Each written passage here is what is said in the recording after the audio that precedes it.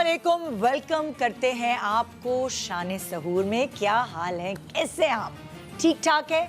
हाँ, मुझे पता है बहुत सारी इंस्टा पे शिकायतें आई हैं, सब अपने बच्चों की शिकायतें कर रहे होते हैं। उसमें यही कह रहे होते हैं हमारी बेटियां तो हमारी हेल्प कराती हैं रोज़े में जब हम किचन में लगे होते हैं, लेकिन बेटे जो है ना उनको सहरी में भी ट्रे बना के दो, अफ्तारी के लिए भी बुलाते रहो, कमरे से निकलते नहीं हैं।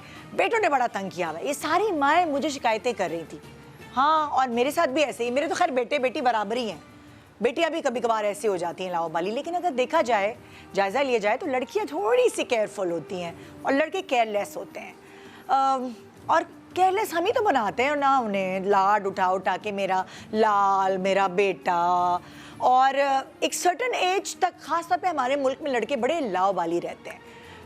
पढ़ाई है तो पढ़ लेंगे, हाँ जी, एग्ज़ाम करीब होंगे तो कर लेंगे, दोस्तों को तरजीह देते हैं, रात देर घर से लौटते हैं, वहीं टहल रहे होते हैं ना, अम्मा अब्बा के ज़रा घर आने दो, मगर वो थोड़ी सी ढीठ होते हैं इस मामले में। उनको अपने दोस्तों के साथ अपनी वो पूरे साल गुजारने होते हैं, जो कि बहुत इम्पोर्टेंट साल भी होते हैं। बहुत जगह ये देखा गया है कि वो जज्बात से काम लेते हैं। लड़कियां थोड़ी अम्मा अब्बा की सुन लेती हैं, लड़के एक सर्टन एज तक थोड़े अपने मन मौजी होते हैं। लेकिन क्या ही अच्छा हो कि कोई ऐसा लड़का हो जो कि ना सिर्फ अपनी केयर करता हो बल्कि दूसरों की भी केयर करता हो, यानी अपनी बहन की, अपनी अम्मी की, अपनी बीवी की, अपनी बेटी की। क्या ही अच्छा हो कि यंग एज से ही उसने काम करना शुरू कर दिया हो। क्या ही अच्छा हो कि वो ना सिर्फ अपनी हेल्प करता है बल्कि जो उसके कलीग्स हैं या जो आसपास के उसके साथ जुड़े हुए किसी भी हवाले से, काम के हवाले से, रिश्ते के हवाले से, पड़ोसी हों, दोस्त हों, उनकी भी लिए हेल्पफुल साबित हो। तो ऐसे लड़के बड़े अगर नज़र आ जाएं तो नसीब वालियाँ होती हैं जिनको वो लड़के मिल जाते हैं। और हम अक्सर दुआएं करते हैं कि अल्लाह मियाँ हमारे बेटों को बहुत ही जल्द अपने पैरों पे खड़ा करे या बहुत ही जल्द जिम्मेदार बनाए। और एक्चुअल एसेट अगर देखा जाए तो यही होता है कि जो आपकी औलाद है वो अपने पैरों पर खड़ी हो जाए एक सर्टन टाइम पर, जिस पर उसे खड़ा होना चाहिए। आजकल बहुत सारे बच्चे मैंने देखे हैं जो ऐसे बहुत जल्दी बिजनेस शुरू कर देते हैं।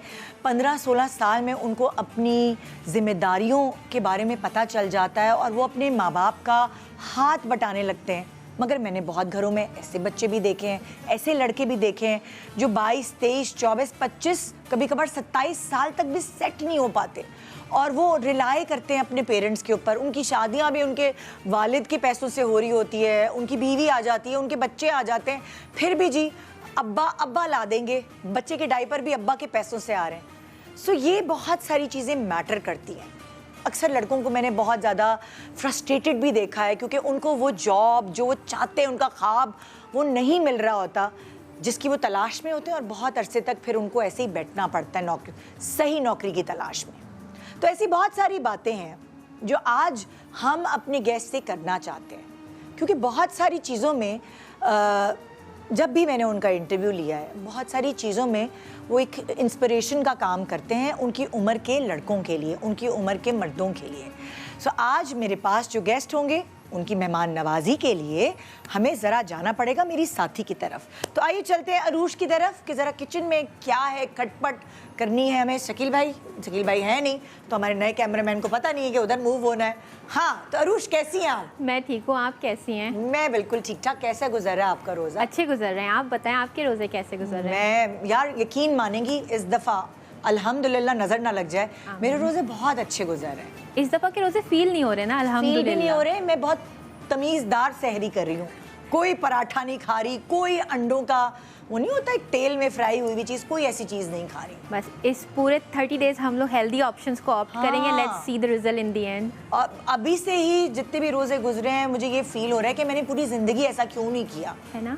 अब जाके अकल आई है बुढ़ापे। But it's never too late. अभी भी हम संभल गए, सीख रहे हैं थोड़ा। और हाँ, मैंने बुढ़ापा क्यों बोला भाई, जो आप कहते हैं वही होते हैं। नहीं हूँ मैं बूढ़ी, हूँ मैं जवान। बिल्कुल जैसी मैं लगती हूँ बस वैसी हूँ। खबरदार, गूगल पे गलत उम्र है मेरी। आजकल लोग रिवर्स कर रही हूँ। आजकल लोग उम्र को लेकर इतना कॉन्शियस हो गए हैं, चाहे औरतें हों चाहे मर्द हों, बहुत कॉन्शियस हो गए हैं, पता नहीं क्यों।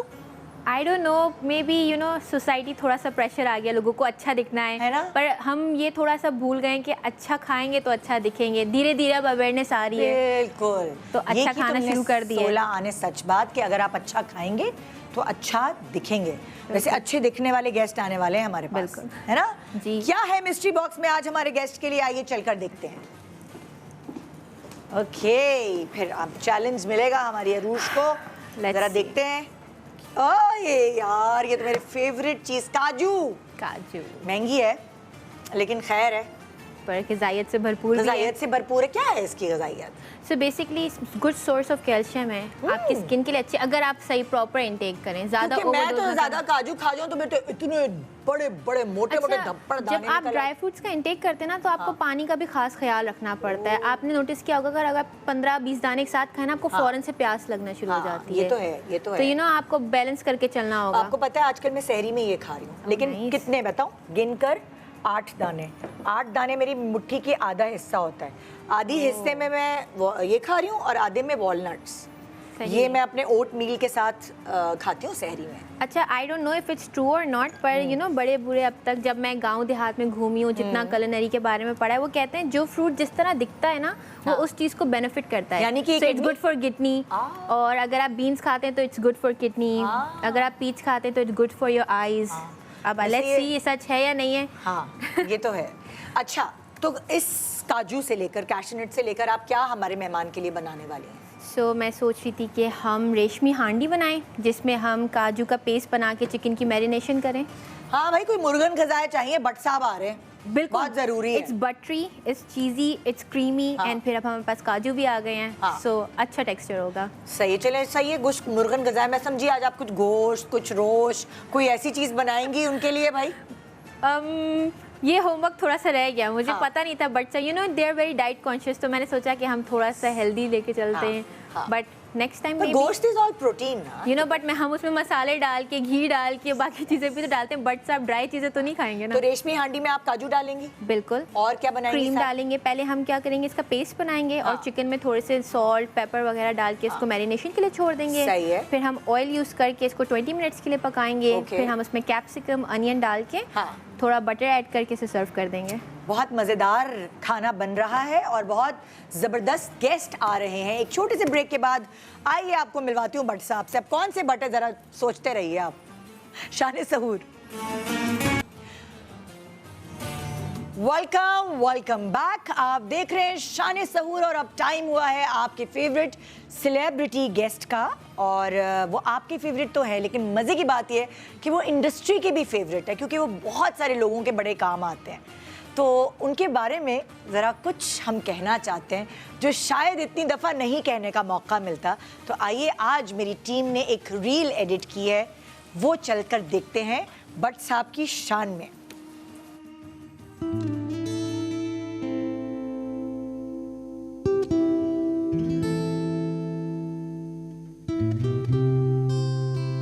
पाकिस्तान ड्रामा इंडस्ट्री का नुमायां और बासलाहियत नाम मुनीब भट्ट। मुनीब भट्ट ने अपने करियर का आगाज मॉडलिंग से किया, लेकिन अपनी लगन, मेहनत और नेचुरल स्क्रीन प्रेजेंस से जल्द ही एक्टिंग की दुनिया में एक मजबूत मकाम बनाया। मरियम रुको,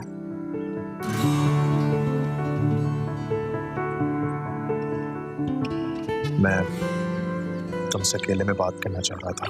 आपने लातादाद सुपरहिट ड्रामाज में अपनी लाजवाब अदाकारी से नाजरीन के दिल जीत लिए, जिनमें कैसा है नसीब, करार, मुझे विदा कर, बद्दुआ, ये न थी हमारी किस्मत और सरे राह जैसे कामयाब ड्रामास के नाम शामिल हैं। हर किरदार में आपका अंदाज मुख्तलिफ, जज्बा हकीकी और एक्सप्रेशंस बेमिसाल नजर आए।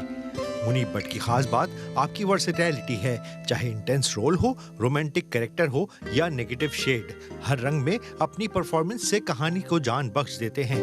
आज मुनीब भट्ट बने हैं शान सहूर के मेहमान।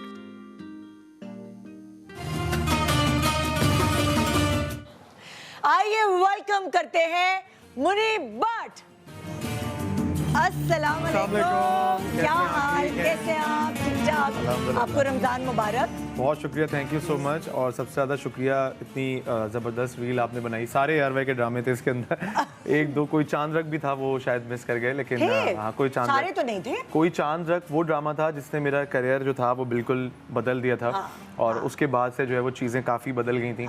तो बहुत अच्छा ये बनाया हुआ था package, thank you so much. 2 साल बाद आप आ रहे हैं हमारे शो पे, आइए। 2 साल हो गए और क्या, जो आप पिछला हमने शान रमजान वक्त में, तो पता ही नहीं चला बिल्कुल। ऐसा नहीं, उस वक्त आपके घर में 2 थे, अब 3 बच्चे। अच्छा, सबसे पहले आपके सेट की बहुत ज़्यादा तारीफ बनती है। बहुत ही खूबसूरत, बहुत ही ज़बरदस्त कलर कॉम्बिनेशन, थीम वगैरह, ब्यूटीफुल सेट। बहुत शुक्रिया, बहुत शुक्रिया। प्लीज़ बैठें, थैंक यू। प्लीज़ बैठें। हाँ भाई, तो ये ज़िंदगी में बड़े चेंजेस आ गए 2 साल में, माशाल्लाह जी। हाँ, अगर वैसे वाकई में पूछूं 2 साल में कितने चेंजेस आए मुनीब की पर्सनालिटी में। सबको ये तो पता है कि माशाल्लाह तीसरा मेहमान, तीसरी रहमत आपके घर में आ गई, लेकिन उन 2 सालों में मुनीब की पर्सनालिटी में क्या क्या चेंजेस आए? देखें इन 2 सालों में अगर मैं आपको बताऊं तो वैसे बहुत ज़्यादा जो है वो चेंजेस नहीं आए हैं, क्योंकि चेंजेस आना शुरू हो गए थे जब मेरी शादी हुई थी। हाँ। तो ऑब्वियसली जब आप मतलब 2 से आपके बच्चे 3 हो जाते हैं, हाँ। तो ऑब्वियसली रिस्पॉन्सिबिलिटी बहुत ज़्यादा बढ़ जाती है। उसके बाद फिर आपको सारी प्लानिंग करनी पड़ती है कि अच्छा यार, now we have a big family. हाँ।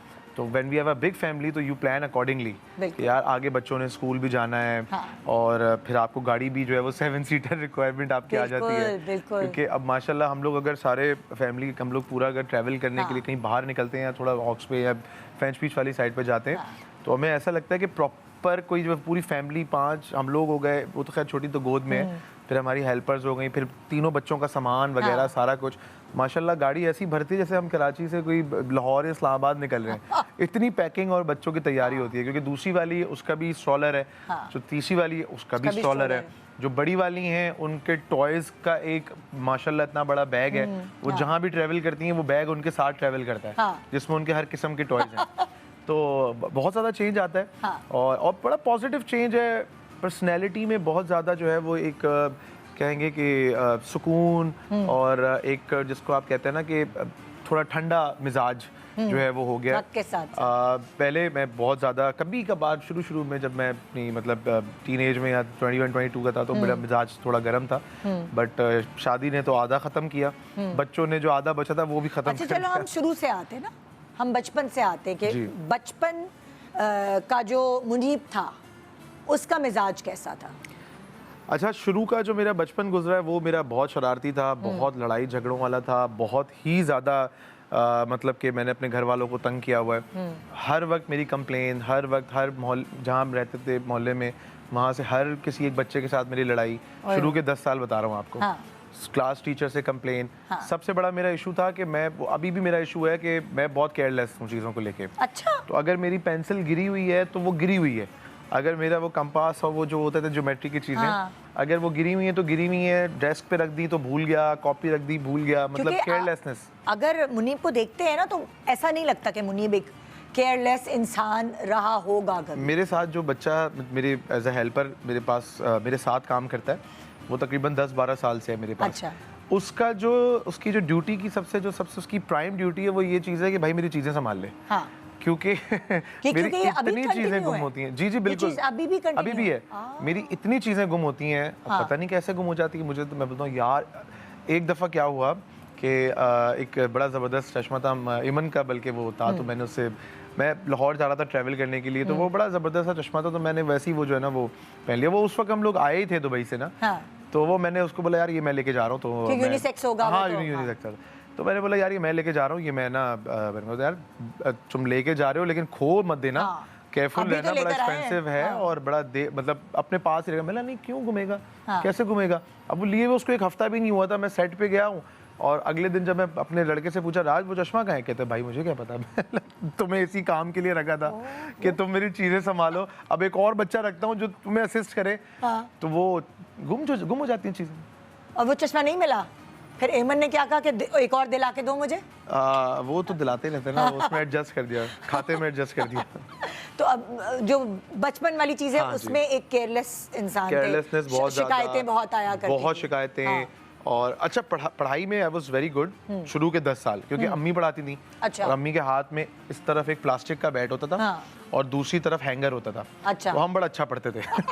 मतलब डंडे की पीठ थे आप। बिल्कुल भाई, ऐसे ही है, पिटाइयों ऐसे से ही है। पढ़ने वाले। हाँ जी, तो वो उस वक्त हम बहुत अच्छा पढ़ते थे। हाँ। मेरी क्लास में 2nd पोजीशन आती थी, 3rd। ओह। फिर जब मैं थोड़ा बड़ा हुआ तो फिर ट्यूशन स्टार्ट हो गई, लेकिन अल्हम्दुलिल्लाह मैट्रिक तक मैंने बहुत अच्छा पढ़ा। अच्छा, उसके बाद जब आप टीन एज में आए, तो टीन एज में मुनीब किस तरह का लड़का था कि अब्बा इंतजार कर रहे हैं कि 9 बजे घर में एंटर होना है? 9 तो मगरिब। ओहो। ये तो आपको पता ना, यूनिवर्सल कानून है ना, हाँ। कि बच्चा अगर जब तक छोटा है तो मगरिब से पहले आपने घर आना है। हाँ। तो मगरिब की नमाज की अजान, मगरिब की अजान आती थी और हमें फौरन घर भागना होता था। और अगर कभी नहीं जा पाते थे, लेट हो जाते थे, फिर? तो मेरे पास एक पूरी डायरी थी। बहाना नंबर 1, बहाना नंबर 2, इस तरह बहाना 201, बहाना नंबर 202। तो हर दफ़ा मैं इनोवेटिव बहुत हूँ, क्रिएटिव। मैं ऐसे ऐसे बहाने सोच के आता था कि आप परेशान हो जाएंगे, यार ये कहाँ से सोचा है इसने। नहीं, उस वक्त तो फोन भी नहीं होते होंगे। जी, जी। तो क्या ऐसा हुआ कभी आपके ढूंढते ढूंढते आपके अब्बा या अम्मा कहीं पहुंच गए और वहाँ दोस्तों के सामने बेइज्जती? ये तो एक दफ़ा। हाँ। अच्छा, मैं आजकल देखता हूँ ना, जैसे हमारे बच्चे हैं, हमारे बच्चे बड़े डिफरेंट हैं। अगर बच्चों को कोई बात बोली ना, तो वो बड़े अपसेट हो जाएंगे। ये अब मैं भी ये कोशिश करता हूँ कि अगर उसकी ट्यूशन की टीचर कोई शिकायत कर रही है, तो मैं उसको ट्यूटर के सामने नहीं उसको डांटता। वो बोलता हूँ चलें ठीक है, मैं उसको बाद में समझा लूँगा अकेले में।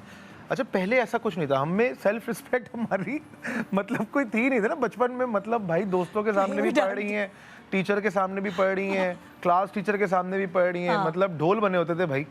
तो खैर कोई कुछ था ही नहीं।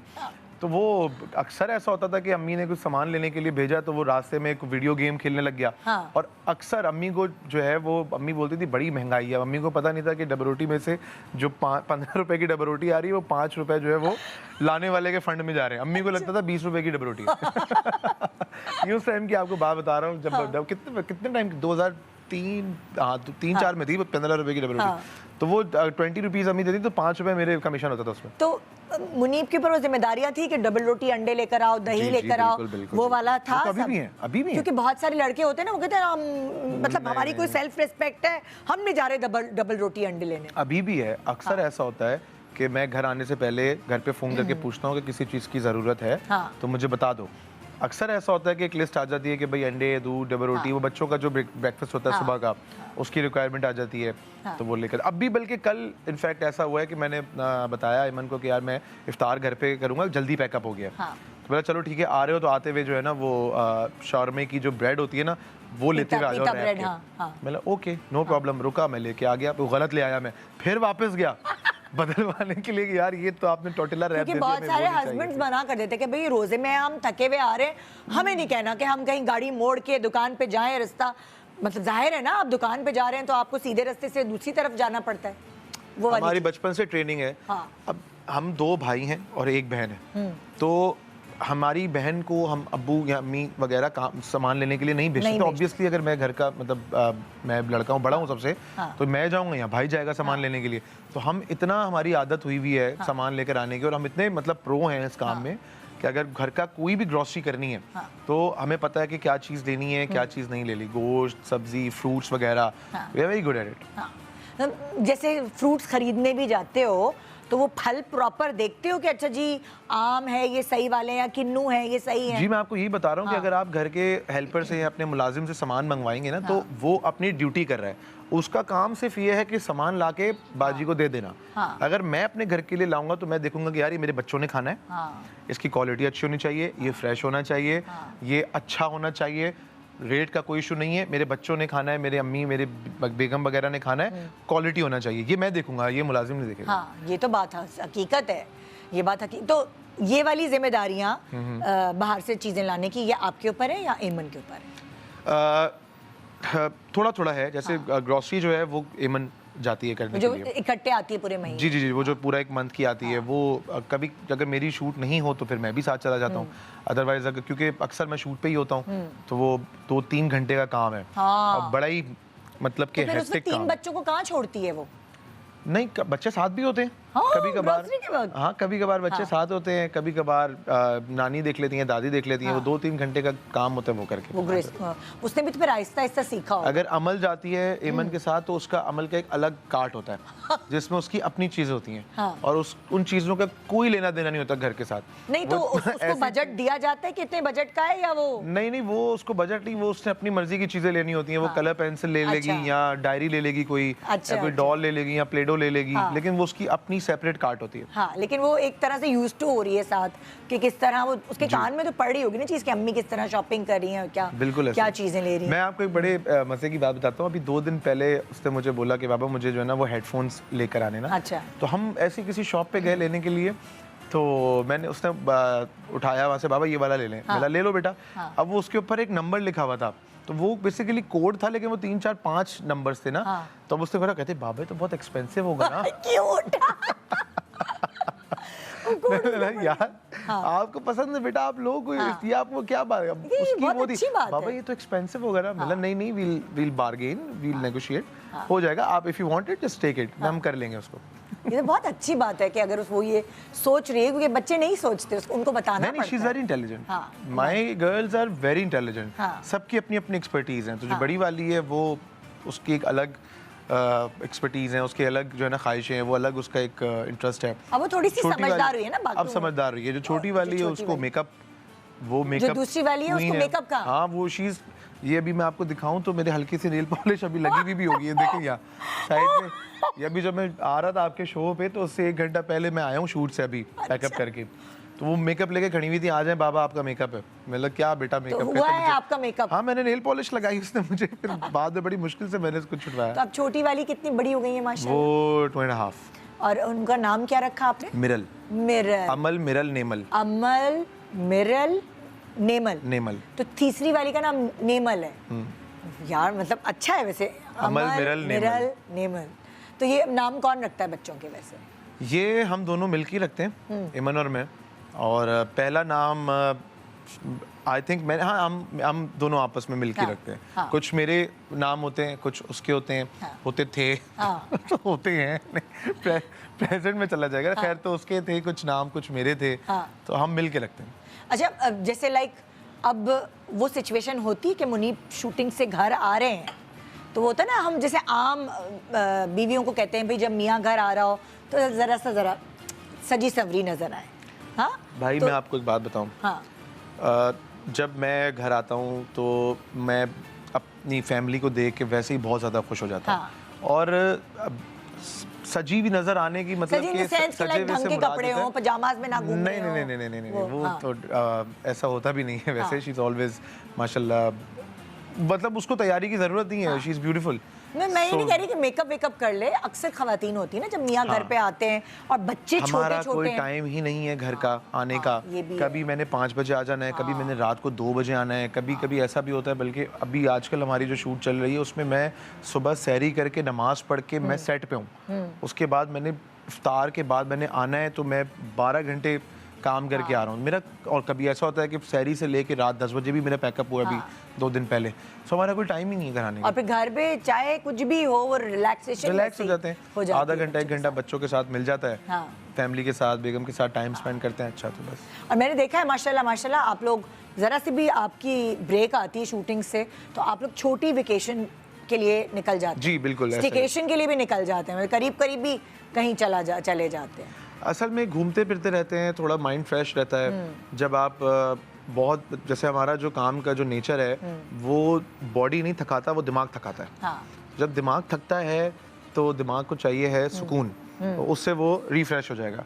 वो सुकून के लिए कभी बीच चले जाते हैं। हाँ। कभी ग्लैम्स, अभी हमने जाना है। हाँ। DHA सिटी में ग्लैम्स जो है वो अभी इंट्रोड्यूस हुए हैं, बड़े ज़बरदस्त। हाँ। तो वहाँ हमने जाना है। हाँ। तो इस तरह की हमने घूमने का शौक किसको है? आपको है कि एमन को? एमन को ज़्यादा है। हाँ। उसको इंटरनेशनल ट्रैवलिंग का ज़्यादा शौक है। मुझे बजाते खुद एक दफ़ा मेरा ये मतलब मेरा ये है कि यार ख्वाब है, बल्कि ख्वाब तो नहीं कहेंगे। हाँ। कि एक मिशन है कि जी मैंने पाकिस्तान टूर करना है अपनी गाड़ी में।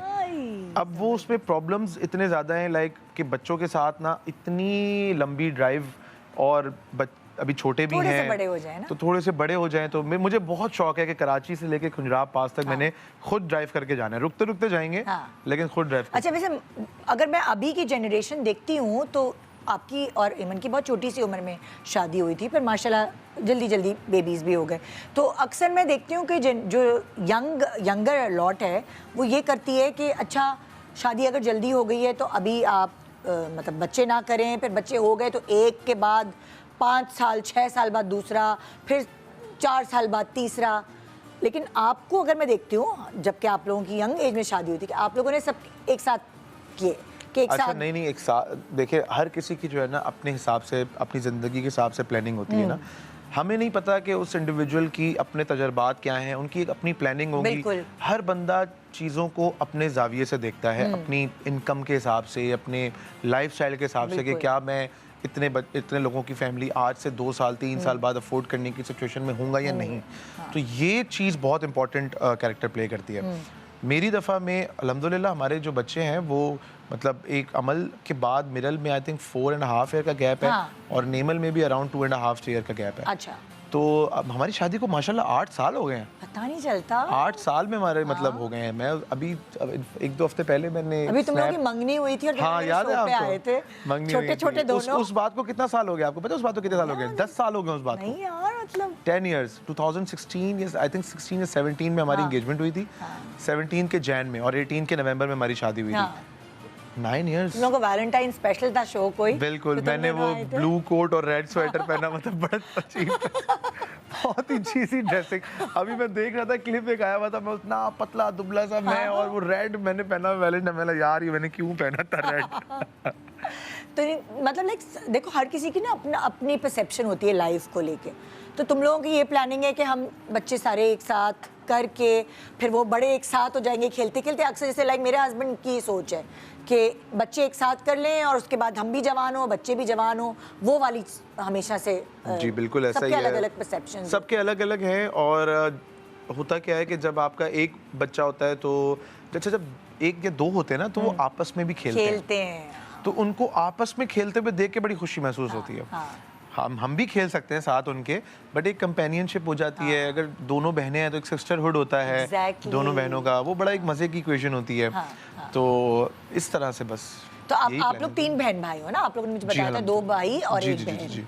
तो मुनीब जो है उसकी क्या ख्वाहिश है कि अब मेरी जो गाड़ी है इस वक्त 7 सीटर है, कि मुझे वैन लेनी है या मुझे बस लेनी है, क्या लेनी है? बस हाँ, ये देखें, ये सारी बातें जो है ना, ये बड़ी मतलब कैसे मैं बोलूं, मतलब लाइफ में प्लान तो करता ही है ना बंदा।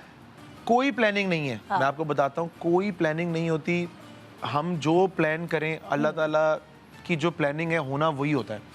हमारी इंसान की कोई प्लानिंग नहीं। आज से अगर मैं आपको लेके चलूँ 5 साल पहले, तो मैंने कभी ज़िंदगी में नहीं सोचा था कि मैं आज जिस मुकाम पे हूँ या अल्लाह ताला ने जितनी अचीवमेंट्स मुझे दी हैं कि मैं कभी ये कर पाऊँगा। तो हमारी कोई प्लानिंग ही नहीं है, इंसान की कोई प्लानिंग ही नहीं है। तो अल्लाह ताला की प्लानिंग पे रिलाई करना चाहिए। अल्लाह ताला हमारे लिए कुछ अच्छा ही सोच रहे होंगे। जो अल्लाह ने सोचा है हमारे हक में बेहतर ही है। तो उसी के साथ आपको रजामंदी होनी चाहिए। बिल्कुल बिल्कुल। एक छोटा सा ब्रेक ले रहे हैं, फिर बहुत सारे सवाल हैं मुनीब से, और क्योंकि 2 साल बाद ये हमारे शो पे आए तो ज़रा मुख्तलिफ होंगे। बहुत सारी ऐसी बातें जो शायद मैंने इनसे पहले नहीं पूछी होंगी, और अब ये जवाब भी एक अलग तरीके से देंगे। इंसान ग्रो करता है वक्त के साथ साथ, उसकी सोच भी तब्दील होती है।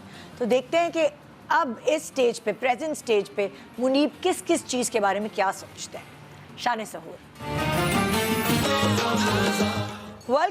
Welcome back. शान सहूर आप देख रहे हैं। मैं अपनी मेहमान नवाजी के लिए किचन में झांकने आई हूँ। अक्सर ख़वातीन ऐसी कर रही होती हैं, तो मैं अपनी पार्टनर के पास आ गई। अरूज, क्या करने वाली हो अब तुम हमारे मेहमान के लिए? क्या बना? चिकन मैंने स्लो आंच पे बिल्कुल पकाने रख दी है, जो हमने मैरिनेट की थी पहले। अब मैंने मुझे बताया था तुमने कैसे मैरिनेट की?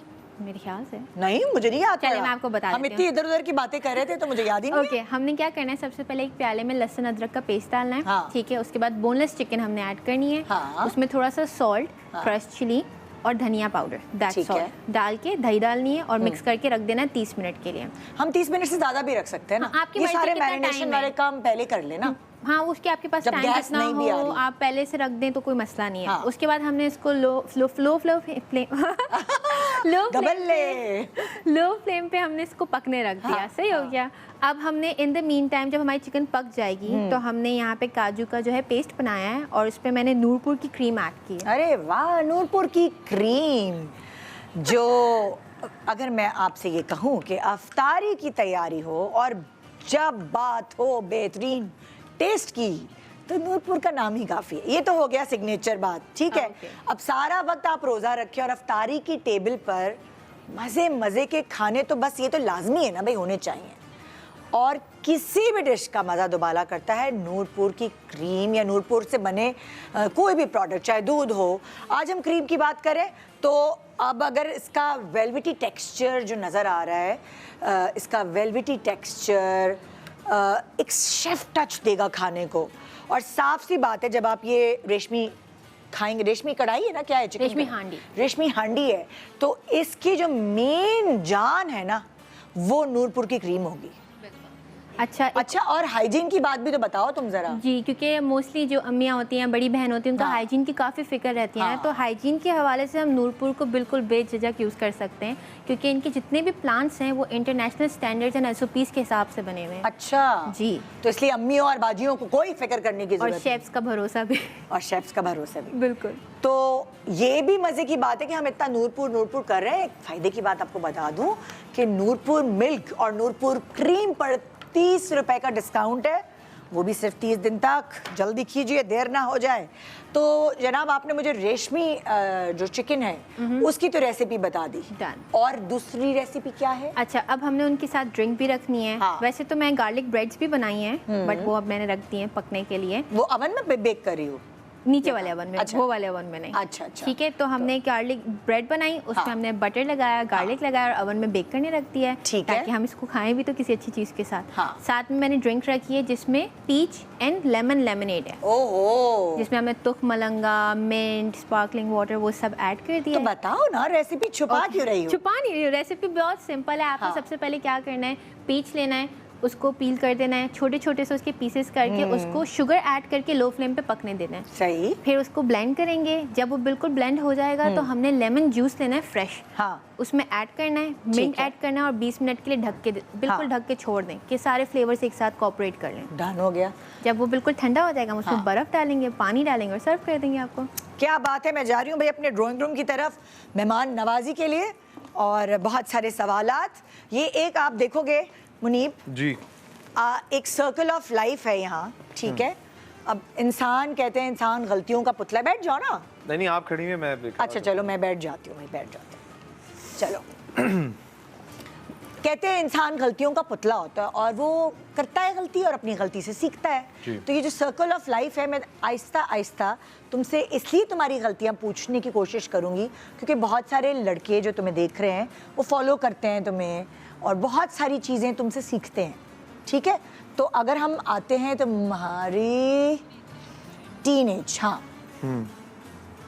टीनेज से, टीन एज में अगर मैं मुनीब से पूछूं, जो आज अगर फ्लैशबैक में टीनेज में देखते हो मुनीब, तुमने क्या गलती की जो तुम अब सोचते हो कि मुझे नहीं करनी चाहिए थी? टीनेज में गलतियाँ वही, एक तो बैक बेंचर ग्रुप जो हाँ, था मेरा, हाँ, वो मुझे लगता है कि एक थोड़ी सी गलती थी, लेकिन वैसे उस गलती को मैं इतना ज्यादा गलती शुगल मानता करने के नहीं लिए हूँ। पीछे बैठ जाते थे वो दोस्तों के साथ। नहीं, हमने बड़ी चीजें की हैं, काफी दफा तो हमने बंक भी मारे एक दफा 2-3 दफा पकड़ा गया हूँ मैं। अच्छा। 2-3 दफा वो पकड़ा भी ऐसे जाता था कि वो अब्बू ने मुझे, अच्छा ये मैं बात बता रहा हूँ आपको, जब मैं 17-18 साल का था, तो अच्छा। मेरे पास गाड़ी थी, लाइसेंस था मेरे पास लर्नर का 18 ईयर्स में। तो लर्नर लाइसेंस था, मैं गाड़ी लेके जाता था कॉलेज में, एंड के जो मेरा टाइम था, तो गाड़ी पे एक दफ़ा बहुत ज़्यादा मिट्टी लगी हुई थी। अच्छा। यूजुअली इतनी लगती नहीं है। हाँ। तो जो मेरे अब्बू थे वो जब जा रहे थे काम पे तो उन्होंने इत्तेफाकन उस दिन अब्बू लेट हो गए। अच्छा। और जाते हुए उन्होंने गाड़ी की कंडीशन देख ली। हाँ। अच्छा, मैं कोई कच्चा आदमी नहीं था, मैं बड़ा पक्का खिलाड़ी था। लेकिन मैंने थोड़ी सी गलती ये की थी कि मैंने ना वो आते हुए सर्विस से खाली पानी लगवा लिया था। ओके। कि यार पकड़ में ना हूँ। हाँ। क्योंकि एक दफा पहले इस वजह से मैं पकड़ा जा चुका था। तो छुप के चलाते थे, अब्बू से इजाजत नहीं थी? छुप के नहीं, मुझे गाड़ी मिली हुई थी। हाँ।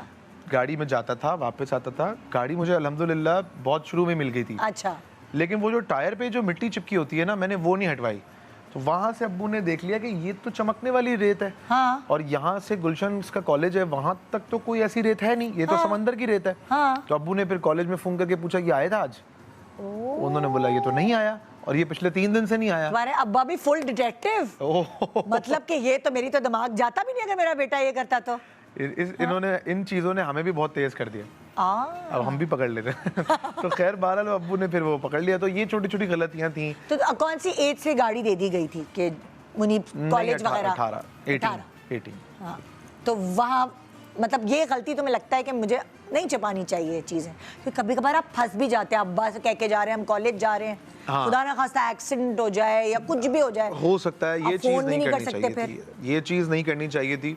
बाकी और कोई नहीं, वो लड़ाइयाँ झगड़े की हैं वो सही है, वो होना है। हाँ। मतलब उनका कोई मसला नहीं है। वो इंसान को थोड़ा सा मतलब आप कॉलेज लाइफ में होते हो, आप बड़े झगड़े करते हैं। हमने भी बहुत झगड़े किए हैं। हाँ। मेरा तो पूरा गैंग होता था। अब वो मेरे अब्बू मुझे बोलते थे कि आज के बाद तुमने इन लड़कों के साथ नहीं बैठना। अब उनको पता नहीं है उस ग्रुप का लीडर ही मैं हूँ। तो और कोई है ऐसी गलती जिस पे तुम रोशनी डालना चाहोगे कि मैं टीनेज में मुझे ये नहीं करना चाहिए था?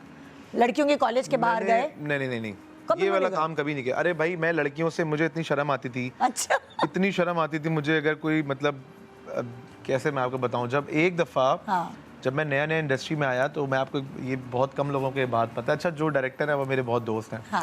तो मैं नया आया तो मुझे उन्होंने एक रोमांटिक सीन दे दिया करने के लिए। मैं बिल्कुल ही मतलब बहुत छोटा था उस टाइम पे, आई थिंक 20-21 ईयर्स का होगा। अच्छा। बिल्कुल ही स्ट्रगलिंग पीरियड था। तो उन्होंने मुझे दे दिया, एक फीमेल एक्टर थी, तो उन्होंने बोला यार बेटा ये सीन इस तरह कर दो। मैं इतना घबराया उस सीन को करने के लिए कि डायरेक्टर साहब ने बोला कि भाई आपका पैकअप हो गया। मतलब पैकअप हो गया? कहता नहीं आपका पैकअप हो गया। तो मैं इतना शर्माता था लड़कियों से। तो ये वाला काम, क्योंकि मेरा अलग एक बॉयज़ का ग्रुप था और हम बॉयज़ का ही ग्रुप था। एक अलग ग्रुप, एक हर कॉलेज में ना 2 किस्म के ग्रुप होते हैं। एक ग्रुप होता है जो लड़कियों के साथ आपको कैंटीन के बाहर नजर आएगा, और एक ग्रुप होता है जो बाहर गाड़ी में आपको नजर आएगा भगाता हुआ। मेरा वो वाला ग्रुप था। अच्छा। तो वो काम हमने कभी किया नहीं किया। अच्छा, अब अगर हम आते हैं स्ट्रगलिंग फेज, अर्ली 20s, जब आपका स्ट्रगलिंग फेज था जी, उस वक्त क्या गलती आपसे हुई जो नहीं होनी चाहिए थी? मैंने बहुत सारा काम जो था वो इस वजह से किया क्योंकि मुझे बहुत ज़्यादा, जब आप एक अंधेरे कमरे में कैद हैं, या आप एग्जांपल दे रहा हूँ सिंबॉलिकली, आप अंधेरे में और आपको रोशनी की एक किरण भी कहीं से नज़र आती है तो आप उस तरफ भागते हैं।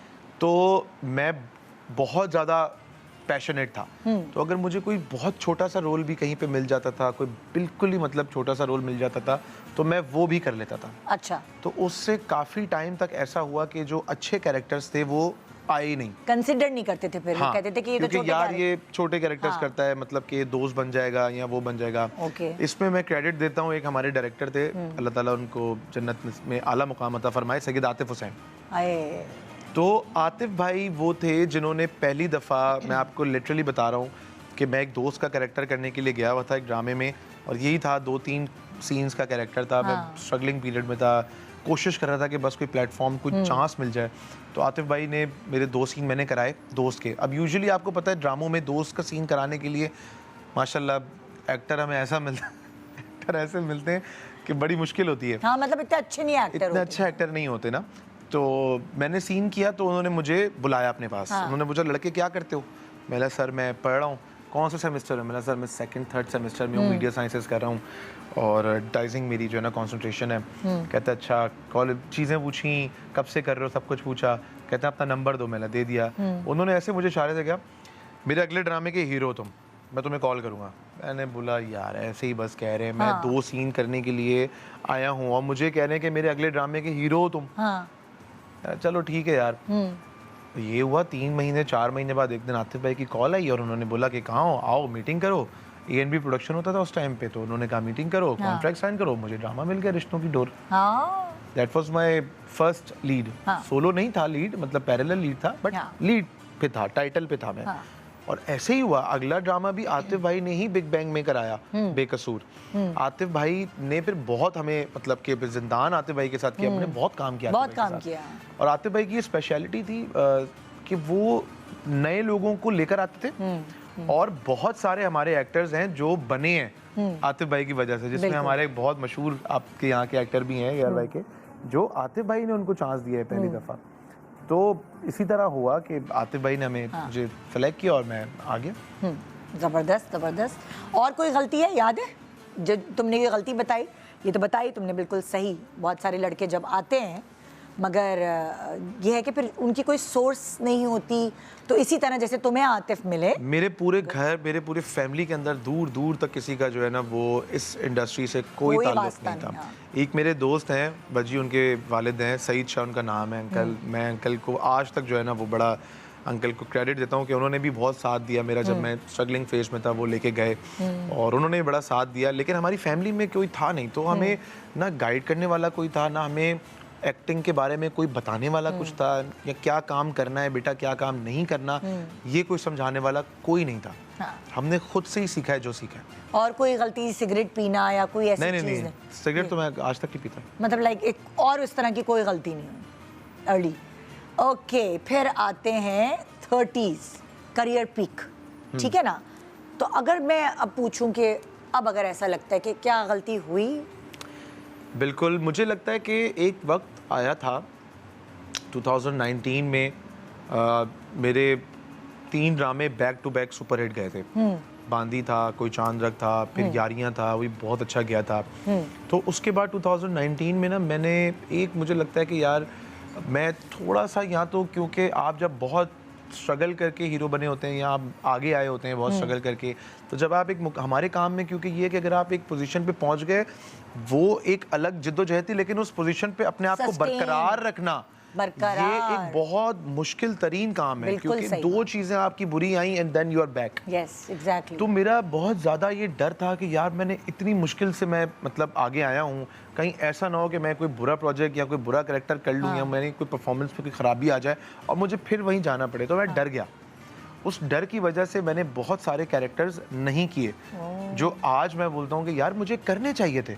और मैं क्यों डरा कि यार अगर मैंने इसमें बुरा किया तो लोग मुझे बोलेंगे इसको काम नहीं आता, मतलब मैं थोड़ा घबरा गया। होना चाहिए था। वहीं फिर 2000 किसी ने जैसे होता है ना, जैसे पहले तो कोई शोबिस से था नहीं तो गाइड नहीं किया, तो कोई ऐसा मिला नहीं जो गाइड करता? नहीं मिले मुझे। मैं बहुत ज़्यादा क्रेडिट देता हूँ अब्दुल्ला सेजा को। मेरे बहुत अच्छे दोस्त हैं, आई ड्रीम प्रोडक्शन के जो ओनर हैं, मेरे बहुत अच्छा दोस्त है अब्दुल्ला ने मुझे बहुत गाइड किया।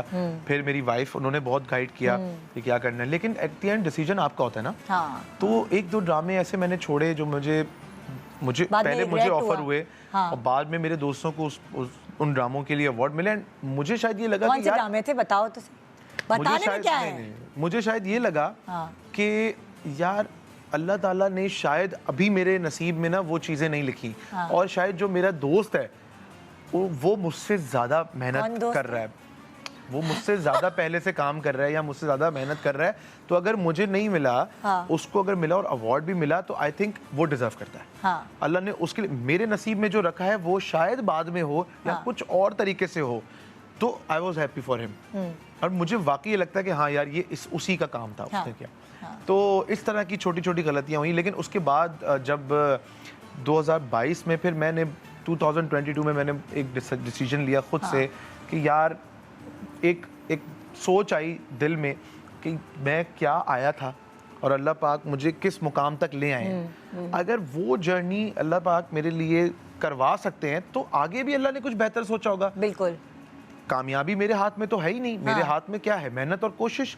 तो मैं नेक नियति से मेहनत और कोशिश करता हूँ, बाकी रेस्ट अल्लाह पे छोड़ते। क्या होगा? कोविड भी तो आ गया था ना बीच में। मैं कोविड के बाद की बात बता रहा हूँ। 2022 में मैंने बोला खुला खेलो, मतलब जो समझ आता है करते हैं, मेहनत करेंगे, कोशिश करेंगे, अल्लाह ताला कामयाब करेगा। तो मैंने यही किया। आपका जो ड्रामा था सरे राह, जिसमें एक इंटरसेक्स लड़के का मैंने कैरेक्टर प्ले किया था, that was a very challenging role और बड़ा एक डिफिकल्ट कैरेक्टर था। और सब हैरान हो गए थे कि मुनीब ने कैसे कर लिया ये। जी, तो वो ड्रामे में इनिशियली मुझे वो ऑफर नहीं हुआ था, वो कैरेक्टर मुझे दूसरा कैरेक्टर ऑफर हुआ था उस ड्रामे में। बट मैंने अहमद भट्टी जो डायरेक्टर थे उसके और अब्दुल्ला सेजा जो उसके प्रोड्यूसर थे, मैंने उनसे कहा था कि यार आप मुझे ये कैरेक्टर दें। तो उसके लिए मैं आपको बताऊं, मैं कलंदर की शूट कर रहा था लाहौर में, रात को 3 बजे हमारा पैकअप हुआ। मैं था, मेरे साथ मेरा वो बच्चा जो मेरे साथ होता है राज, तो उसको मैंने बोला राज बेटा 3 बजे हम लोग घर आए, होटल आए, हम अगर अभी खाना खाने बैठ गए ना तो हमारी हिम्मत टूट जाएगी। हम एक काम करते हैं, मैं और तू ना एक साथ खाना खाएंगे, हम पहले एक ऑडिशन रिकॉर्ड करते हैं। रात को 3 बजे हमने होटल वालों की गाड़ी ली। जो पहला सीन है टैक्सी का जिसमें सबा कमर मुझे पिक करती हैं, वो पहला सीन हमने उनकी होटल वालों की गाड़ी लेके हमने परफॉर्म किया। राज को मैंने बोला तुम कैमरामैन बन जाओ, सबा कमर की लाइंस है माशाल्लाह, बहुत ही बुरी लाइंस थी लेकिन ये कि हमने ऑडिशन रिकॉर्ड करके रात को ही 5-6 बजे मैंने भट्टी भाई को उनको भेजा। उन्होंने मांगा नहीं था, मैंने खुद से भेजा क्योंकि मुझे वो इतना एक दिल को लग गया था वो कैरेक्टर। यार ये करते हैं, ये करना है। बहुत चैलेंजिंग रोल था। डायरेक्टर साहब हमारे अहमद भट्टी भाई, उन्होंने बहुत अच्छे तरीके से करवाया। तो बताने का मकसद ये है कि फिर मैंने चैलेंजिंग रोल्स एक्सेप्ट करना शुरू किया। अब मैं बोलता हूँ कि मुझे आसान कोई कैरेक्टर है यार मुझे नहीं करना। मुझे वो कैरेक्टर आप दें। अभी भी जो मैं ड्रामा कर रहा हूँ उसमें मैंने जान के वो कैरेक्टर चूज किया है जो एक बहुत मुश्किल कैरेक्टर है। जब तक आप अपने कंफर्ट जोन से बाहर नहीं आएंगे, मुझे वो डायरेक्टर पसंद है जो मतलब मुझे मेरी दौड़ें लगवा दे। जो मुझे बोले नहीं अच्छा किया दोबारा कर, नहीं अच्छा किया और अच्छा कर। मुनीब डायरेक्टर एक्टर है। एक्टर क्या होता है? Actor subject to director. मुझे वो डायरेक्टर अच्छा लगता है जो हमें मेरी मतलब कि बिल्कुल थका के घर भेजे ना, कि हम आगे बोले यार आज तो भाई उफ। वो डायरेक्टर आपको सक्सेसफुल कराएगा क्योंकि वो आपको आपके कंफर्ट जोन से निकाल के एक मुश्किल काम की तरफ लेके जा रहा है। बहुत ही लंबा जवाब। सही है। अच्छा, अब अगर गलतियां पूछूं बिफोर मैरिज, शादी से पहले की कुछ गलतियां जो शादी से पहले की शादी वही हाँ, एक मुझे लगता है कि एक मुझसे गलती मुझसे ये हुई कि शादी से 1-1.5 साल पहले एक मेरी बहुत ही बुरी फिल्म आई। तो वो फिल्म नहीं करनी चाहिए थी, बहुत बुरी फिल्म थी और उससे बहुत ज़्यादा डैमेज हुआ। मैं उस वक्त बनना शुरू हुआ था, इंडस्ट्री में आ रहा था। तो वो एक जब आप आ रहे होते हैं और आपकी अच्छी चीज़ ना आए तो वो आपको आने से पहले ही बहुत पीछे ले जाते हैं। बिलाल अब्बास और तुम दोनों? नहीं, वो अलग थी, वो थोड़ा जी लेती। अच्छा। तो खैर बहरहाल मैंने जब वो फिल्म की तो उसका बहुत ज़्यादा बैकलैश आया। वो करने के बाद फिर एक और मुझसे गलती हुई कि मैं पाकिस्तान में भी स्टैब्लिश नहीं था। मैं चला गया दुबई जी टीवी मिडिल ईस्ट का ड्रामा करने के लिए। वहाँ पे मेरे 6-8-10 महीने लग गए। मैं इस इंडस्ट्री से गायब हो गया और जहाँ पे मैं था भी उतना नहीं। फिर 1-1.5 साल का गैप आ गया।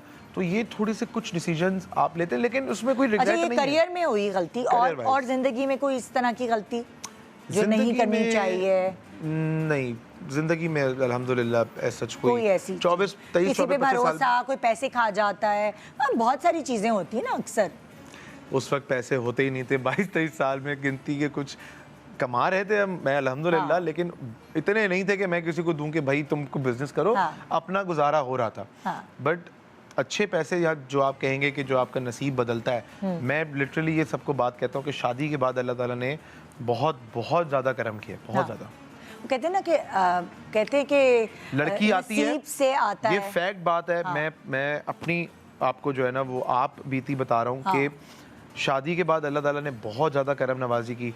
उसके बाद जब बेटी हुई, हर बेटी मेरी जो है ना, मैं आपको बताऊं तो एक तरह से लकी चार्म है। अल्हम्दुलिल्लाह। जिस साल मेरी बेटी हुई है वो साल मेरी जिंदगी का career wise financially was the best year of my life. देखो अभी अब जवाब मिला इस बात का मुझे कि वो एक के बाद जो बच्चे हो रहे थे, वो ये तुम्हारी ये सोच है कि बच्चे अपना नसीब खुद साथ लेकर। एक और आपको बात बताऊं, जब नेमल होने वाली थी ना, तो पिछले साल, तो मैंने एमन को बोला, एमन जो सिचुएशन चल रही है ना जिंदगी की, मुझे लग रहा है कि बेटी होगी। कहती यार तुम्हें कैसे लग रहा है? मैंने यार मुझे फील हो रहा है। उसका रीज़न ये है कि माशाल्लाह एक प्रोजेक्ट, फिर एक मैंने फिल्म साइन की, फिर फाइनेंशियली, फिर करियर, मतलब बहुत सारी चीज़ें ना, और काफ़ी सारी चीज़ें बिजनेस में भी मेरे की है ना। जी पंजाबी फिल्म वो भी आएगी इंशाल्लाह, इसी साल इंशाल्लाह आएगी।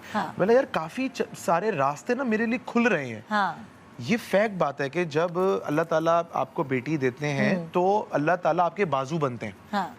अल्लाह जब आपके बाजू बनता है तो आप सोचें मेरे पीछे अगर कोई फॉर एग्जांपल कोई बड़ा फौजी हो, कोई बड़ा मिनिस्टर हो, तो बंदा कैसा वो हो जाता है ना कि हाँ यार मेरे पीछे बड़ी सोर्स है जी, मेरे बड़े मसले हल हो जाते हैं। अगर आपको पता है कि यार मेरे पीछे अल्लाह पाक ने बोला हुआ है कि मैं तुम्हारे बाजू बनूंगा, तो उससे बड़ी तो कोई फोर्स ही नहीं है ना।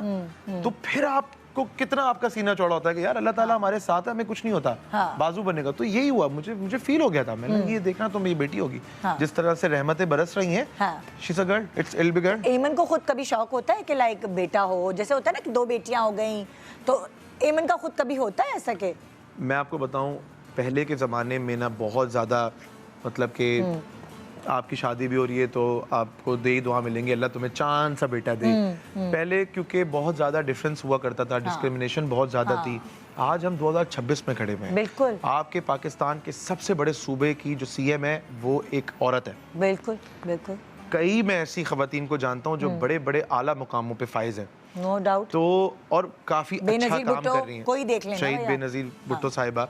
तो हमारे पास अब वो वक्त है कि अब औरतों और मर्दों में कोई ज़्यादा फ़र्क नहीं है। बिल्कुल बिल्कुल। तो कोई मुझे ऐसा या ईमन को भी वो नहीं होता कि वो हमारी माशाल्लाह अल्लाह ताला बेटियों के नसीब अच्छे करे, हमें कोई वो नहीं है। आमीन आमीन। इतनी प्यारी बच्चियाँ माशाल्लाह, बहुत प्यारी बच्चियाँ।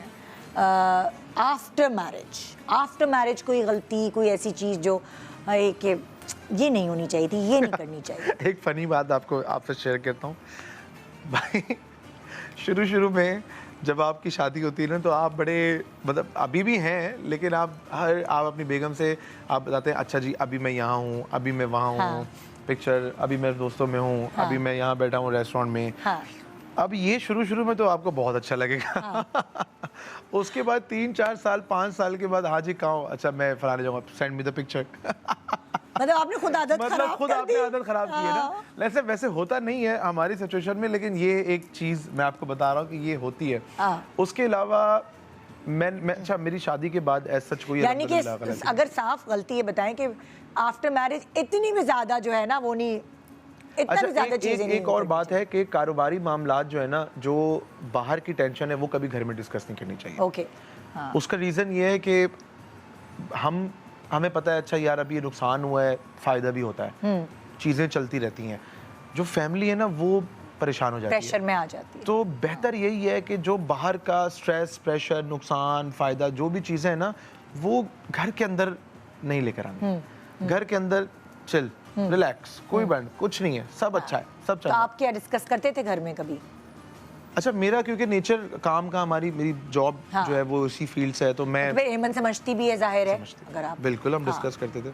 तो इसलिए आपको लगता है कि नहीं करना चाहिए। 1-2 ड्रामे अगर मेरे हिट नहीं हुए या उस तरह नहीं चले, डेफिनेटली जब आप एक प्रोजेक्ट करते हैं, ये सिर्फ हम लोग समझ सकते हैं क्योंकि एक्टर जो है ना ये सिर्फ एक्टर ही समझेगा इस बात को कि जब आप 6 महीने एक ड्रामे पे लगाते हैं ना तो वो कैरेक्टर आपका बेबी प्रोजेक्ट होता है। Exactly. तो आपने उसमें इतनी मेहनत की होती है तो आप उससे जो है ना वो एक्सपेक्ट कर रहे होते हैं कि यार ये अच्छा जाएगा, ये अच्छा चलेगा, और फिर उस तरह जब रिस्पॉन्स नहीं आता तो दिल थोड़ा सा जो है ना वो उदास होता है क्योंकि एक्टर वैसे ही बड़ा सेंसिटिव है। Exactly. हम अदाकार हो गए, म्यूजिशियन हो गए, हम लोग इतने हसास लोग हैं, इतने इमोशनल हैं। अगर इमोशन खुद में नहीं होंगे तो इमोशन स्क्रीन पे कैसे लेकर आएंगे? तो वो कभी कभार ऐसा होता है आप डाउन फील कर रहे होते हैं। तो मैं अब ये ज़्यादा यही कोशिश करता हूँ कि यार अगर कुछ इस तरह कुछ मामलात हों तो अपने हद तक घर पे आके स्माइल। हाँ, ये बहुत ज़रूरी है। ये एक बहुत अच्छा मैसेज है सारे मर्दों के लिए जो स्पेशली रमज़ान में सारा गुस्सा घर पे उतार रहे होते हैं, भाई रोज़ा रख के किसी पे एहसान नहीं हुआ। ये मैं आपको बात बताऊँ, घर में कभी गुस्सा मत निकालें, कभी मत निकालें। एक तो पहली बात ये है कि एक जो खातून आप घर में लेकर आए हैं वो किसी की बेटी है। जिस बाप ने मतलब मैं तो अभी देखता हूँ ना अपनी बच्चियों को, तो हम इतने लाड प्यार से पालते हैं। मेरी बेटी को अगर कोई डांटे तो मुझ पर क्या गुजरेगी, या उसको कोई बदतमीज़ी करे तो मैं अभी सोचता हूँ तो मैं बोलता हूँ यार ये एक बाप के लिए कितना भारी होता है कि इतना दिल पे पत्थर रख के या इस तरीके से अपनी बेटी किसी स्ट्रेंजर को दे रहा है जिंदगी भर के लिए, और वो बेटी आप अपने घर में लेकर आए हैं, फिर आप उसको ताने दे रहे हैं। वैसे मुनीब जो है काइंड हार्टेड होता गया बेटियों के बाद या नहीं? मैं हमेशा देखिए इंसान दोस्त मैं हमेशा से हूँ। मैंने अपनी वाइफ के ऊपर कभी मतलब कि मैंने कभी उसको कोई अब्यूसिव लैंग्वेज नहीं इस्तेमाल की, मेरे घर में कभी कोई अब्यूसिव लैंग्वेज इस्तेमाल नहीं होती, मैं ये काम नहीं करता और उसको लाइक भी नहीं करता और बहुत स्ट्रांगली इसको जो है ना वो अपोज करता हूँ। और जाहिर सी बात है जब आप बच्चे होते हैं, बेटियां होती हैं, तो फिर आप और ज़्यादा जो है ना सॉफ्ट हार्टेड हो जाते हैं। तो बात आपने की थी कि जो घर पे आके गुस्सा निकालते हैं, एक तो इसका ये पॉइंट है कि आप किसी घर की बेटी लेकर आए हो। दूसरी बात ये है कि जब आप दूसरी बात हम ब्रेक के बाद बताएंगे। अच्छा, ब्रेक यहीं रोक के रखिएगा। छोटे से ब्रेक के बाद देखते रहिए शान सहूर विद भट्ट साहब। Welcome back. आप देख रहे हैं शान सहूर और इस वक्त ऐसा महसूस हो रहा होगा कि बहुत ज़्यादा खा लिया, तो आपके लिए बेस्ट चीज़ है टिपाल की ग्रीन टी, जिसकी जो फ्लेवर्स हैं पाइनएप्पल एंड ऑरेंज फ्लेवर, ये थोड़ी ही देर के लिए हैं, उसके बाद ख़त्म हो जाएंगे। तो लिमिटेड एडिशन है, इसको प्लीज़ इंजॉय करें। अफ्तार के बाद रोज़ ग्रीन टी पिएं, जिसकी फ़वाइद मैं आपको बताती चलूँ। एक तो आपका वेट रिड्यूस होगा, साथ साथ ये एंटीऑक्सीडेंट है, मेटाबॉलिज्म फास्ट करता है और इसके अंदर जितने भी इंग्रेडिएंट्स हैं वो कैंसर से दिफा करने में मददगार साबित होते हैं। तो इतने सारे फ़ायदे हैं और इस वक्त भी आप पी सकते हैं टिपाल ग्रीन टी, और ये फ्लेवर ज़रूर एंजॉय करें और बताइएगा कि आपको कैसे लगे। अच्छा जी, तो हम बात कर रहे थे, हम क्या बात करते ब्रेक पे जाने से पहले, वैसे भूल भी गए हम। चलो खैर, कुछ ऐसे सवाल। आप सोशल मीडिया पे आप भी और एमन भी काफ़ी एक्टिव हो और हमेशा से हो। कितने अरसे पहले आपने अपना social media account? 9 to 10 years। 9 to 10 years। तो आप लोग माशाल्लाह एक्टिव भी हो और आपकी बहुत सारी ऐसी चीज़ें हम जिंदगी की वो सोशल मीडिया से देख लेते हैं। जैसे एमन नहीं आ रही अब ड्रामों में, लेकिन हमें पता है कि एमन क्या है, कैसी है, क्या करिए, वो नहीं ड्रामों में आते हुए भी इन है। तो आप लोगों की व्लॉग्स या इन सब चीज़ों से पता चल जाता है। कुछ सवाल ऐसे हैं जो इंस्टा पे आप लोगों से किए लेकिन टाइम नहीं मिला होगा जवाब देने का, तो उसके जवाब आज आप दे सकते हो। ठीक है, तो चलें भाई, पहला सवाल। अब तो हर दूसरा एक्टर रमज़ान ट्रांसमिशन कर रहा है, आपने कभी सोचा कि आप उसे होस्ट करेंगे रमज़ान ट्रांसमिशन को? जी बिल्कुल कर सकता हूँ मैं।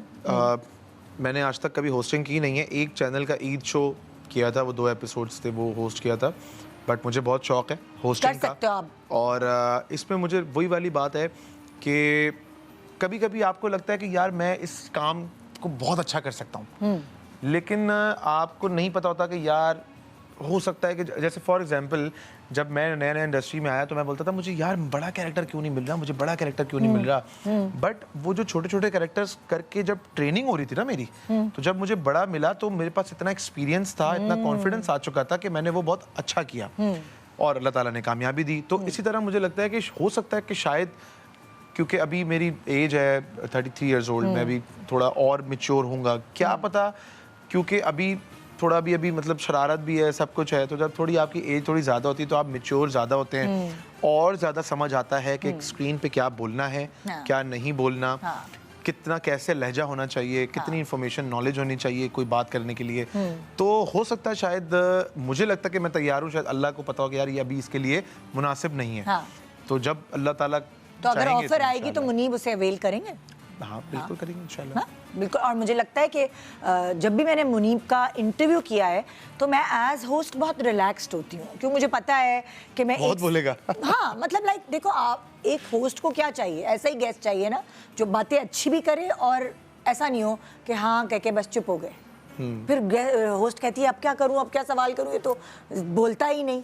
सो वो आप बोल सकते हो एक्सट्रम्पोर भी, और आपको ये भी पता है अब कि अब मैं कौन सी बात। बस अब मैं सोच रहा हूँ कि मॉर्निंग शो करूँ यार। हाँ हो सकता है। मॉर्निंग शो बहुत आदमियों ने कोशिश की, इतने कामयाब नहीं हो सके, वो औरतों से आगे निकल नहीं पाए इस बारे में। हाँ भाई, तो अगला सवाल है, आप दोनों की शादीशुदा जिंदगी में मोहब्बत का स्पार्क हमेशा एक्टिव रखने का क्रेडिट किसको जाता है? I think Aiman, because she is a very good planner. कई दफ़ा ऐसा होता है, अच्छा मैं बहुत कम प्लान्स बनाता हूँ ना कि अच्छा ये यहाँ चलते हैं या फलानी जगह स्टेक हाउस चलते हैं फलाना। एमन बहुत ज़्यादा इस चीज़ में एक्टिव है। अच्छा। कि वो बोलती है कि यार ये एक नया रेस्टोरेंट खुला है, लेट्स गो देयर। हाँ। तो वहाँ पे कभी बच्चों के साथ जाते हैं, कभी अकेले भी चले जाते हैं, कभी एक मियाँ बीवी का एक पर्सनल प्राइवेट टाइम होता है, वो भी उसके लिए भी एमन ही प्लान करती है। अच्छा, Aiman. I think credit goes to her. Okay, good है, बट ये अच्छी बात है। वैसे माशाल्लाह 3 बेटियां हैं, इनकी कौन सी रिस्पॉन्सिबिलिटीज आपके सर पे है? ऑब्वियस आंसर है जो इनकी फाइनेंशियल रिस्पॉन्सिबिलिटी है, इनकी वेल बीइंग, इनकी जितनी भी बच्चों की जो ज़रूरियात हैं वो मेरी रिस्पॉन्सिबिलिटी है ऑब्वियसली। और जो बच्चों की देखभाल, उनकी तरबियत तो खैर दोनों माँ बाप की ही होती है, लेकिन जो उनका स्कूल का सारा कुछ भेजना, लंच बॉक्स उनका रेडी करना, अभी तो खैर अमल जाती है, इंशाल्लाह इस साल मिरल भी जाएगी, तो अमल की सारी उसको सुबह स्कूल लेके जाना ये, और उसका लंच बॉक्स, वो क्या कुरान टीचर कब आना है, और उसके जो ट्यूशन टीचर है वो कब आएंगी, सारी मैनेजमेंट जो है ये एमन देखती है। हाँ। क्या आपको लगता है आपको इंडस्ट्री में वो मुकाम मिल गया है जो आप डिजर्व करते हैं? अच्छा, ये मैं आपको बताऊं, इसका जो ताल्लुक है ना वो पर्सनल सेटिस्फैक्शन से है। पर्सनल सेटिस्फैक्शन आती है जब आप सिक्योर होते हैं, जब आपको पता होता है कि यार मुझे किसी से इनसिक्योरिटीज़ नहीं है, मैं सेटिस्फाइड हूँ। अगर मैं अपना काम नेक नियति से कर रहा हूँ, पब्लिक उसको अप्रिशिएट कर रही है, लोग प्यार दे रहे हैं, producers are happy, my audience is happy, I am happy, I am satisfied, that is the only answer. बाकी बहुत सारे ऐसे एक्टर्स भी हैं। अच्छा, इंसान फितरी तौर पे जो है ना वो कभी भी, और ख़ास तौर पे हम लोग, हमारे लोगों के अंदर सबसे बड़ा प्रॉब्लम ये है कि हम सेटिस्फाई नहीं होते। आपको भी अगर मैं बताऊं ना, अगर आप एक्टिंग करती है ना, आपके साथ भी ये होता होगा कि आप कोई शॉट देकर आए और आपको बोले यार देखो कैसा है, आप बोलेंगे यार इससे बेहतर भी हो सकता था। आप कभी सेटिस्फाई नहीं होंगे, आप कभी ये नहीं बोलेंगे एज एन एक्टर कि यार परफेक्ट शॉट। बहुत मुश्किल होता है कि कोई बोले, हमेशा बोलता है यार मैं इससे अच्छा कर सकता था, मैं इससे अच्छा कर सकता था। तो किसी भी मुकाम पे आप पहुंच जाए, अगर आप अंदर से सेटिस्फाइड है तो आप सक्सेसफुल हैं। क्या बात है। अमूमन एक्टर्स अपनी फैमिली को सामने लेके नहीं आते और ख़ुद भी व्लॉगिंग से थोड़ा गुरेज करते हैं। क्या आपको कभी आपके साथ एक्टर्स ने व्लॉगिंग करने से रोका?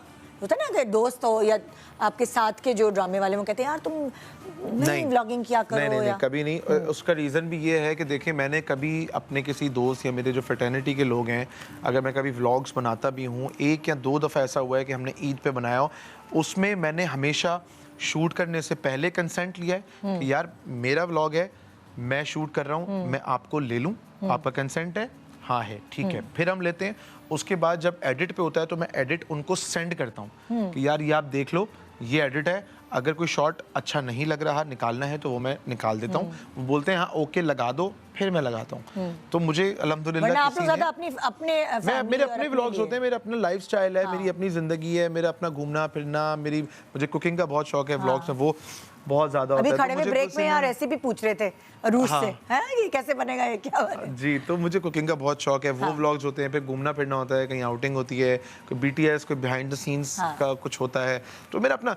और मैं आपको बात बताऊं, देखें टेक्नोलॉजी और मीडिया जो है ना वो ट्रांसफॉर्म हो रहा है। टेक्नोलॉजी में भी बड़ी इनोवेशंस आ गई हैं, मीडिया में भी बड़ी चीज़ें नई आ गई हैं। अब लोग पहले ड्रामे टीवी पे देखा करते थे, अब वो डिजिटल मीडिया पे देखते हैं। अभी आपसे मेरी बात हो रही थी, आप बता रही थी मेरा ड्रामे के शॉर्ट्स आपने इंस्टाग्राम पे और रील्स पे आपने जो है वो ज़्यादा देखा है। तो जो ऑडियंस है उसका शिफ्ट, ऑब्वियसली टीवी का कोई ऑल्टरनेट नहीं है, लेकिन उसका शिफ्ट आ रहा है टुवर्ड्स सोशल मीडिया। तो विल स्मिथ का चैनल है यूट्यूब, रोनाल्डो का चैनल कितना वो गया, और कार्तिक आर्यन का चैनल है, इनफैक्ट सलमान खान का भी अपना यूट्यूब चैनल है। अब तो माशाल्लाह दानिश तैमूर का भी है। आज ही मैं वीडियो देख रहा था, दानिश भाई अनाउंस किया, best of luck and Danish भाई, आई लव दानिश तैमूर, मैं आज ही किया है उन्होंने, बहुत बड़ा फैन हूँ दानिश तैमूर का। तो दानिश भाई का भी यूट्यूब चैनल है। तो अब चीज़ें बदल रही हैं ना, वो वाला टाइम नहीं रहा है कि आप बोलो कि जी स्टार हैं या एक्टर्स हैं, हमें ढूंढो, हम कम हमें हम आपको सिर्फ मतलब साल 1.5 साल में आपकी हमें झलक नजर आएगी, ऐसा नहीं है। चीज़ें बदल गई हैं ना। आप टेक्नोलॉजी को, सोशल मीडिया को, इन चीज़ों को जल्दी भी एक्सेप्ट करो, उनसे फ़ायदा उठाओ। एक ज़माने में एक्टर्स ये होते थे जिनका मुझे बहुत दुख होता है कि उन्होंने बहुत कस्मा पुरसी की लाइफ गुजारी है, क्योंकि पैसे नहीं उतने मिलते थे, फिर आज भी मेडिकल के लिए उनको अपील्स करनी पड़ती हैं, वो दौर और था। बिल्कुल। अच्छा एक बार मैं आपको बताऊं, YouTube के सबसे अच्छी फ़ायदा ये हुआ है कि हम मासेस तक पहुँचे हैं। अब मेरे अल्हम्दुलिल्लाह 150 मिलियन प्लस व्यूज़ हैं ऑन YouTube, 1.3 मिलियन सब्सक्राइबर, अभी 1.25 या पता नहीं कितने, पर 150 प्लस 150 मिलियन प्लस मेरे व्यूज़ हैं। मेरे इतने मेरी इतनी ऑडियंस इतनी मेरी बनी है यूट्यूब से, और लोग इतना प्यार देते हैं। अभी पिछले 1-1.5 महीने मैंने कोई व्लॉग अपलोड नहीं किया, तो इतनी लोग मेरे 1-2 तो आंटियाँ मेरे घर पे आई हैं, बेटा सब खैरियत है, कोई व्लॉग नहीं आया, आपने व्लॉगिंग नहीं किया? मेरा आंटी मेरे ड्रामे की शूट चल रही है, मैं कैसे निकल के आऊँ? कहते हैं आपके व्लॉग्स बड़े एंटरटेनिंग होते हैं, बड़ा मजा आता है देख के ना। तो होता यूँ है कि एक्टर्स को ना लोग समझते हैं कि यार हम कोई बाहर मतलब कोई दूसरी दुनिया के लोग हैं। अब अगर हम बाहर जाते हैं गोश्त खरीदने के लिए या कोई चिकन खरीदने के लिए या कोई दोस्तों के साथ बारबेक्यू पार्टी करके वो सीखे भी लगा रहे हैं, मसाला भी लगा रहे हैं, तो लोग बोलते हैं अच्छा यार ये भी रिलेट करते हैं। उसके अलावा हम आवाम में से ही है ना, तो लोग बड़ा प्यार भी देते हैं, रिलेट भी करते हैं, अप्रिशिएट करते हैं। यूट्यूब जो है अब जाहिर है वो एक सोर्स ऑफ इनकम वाला मीडियम भी हो गया है ना अब।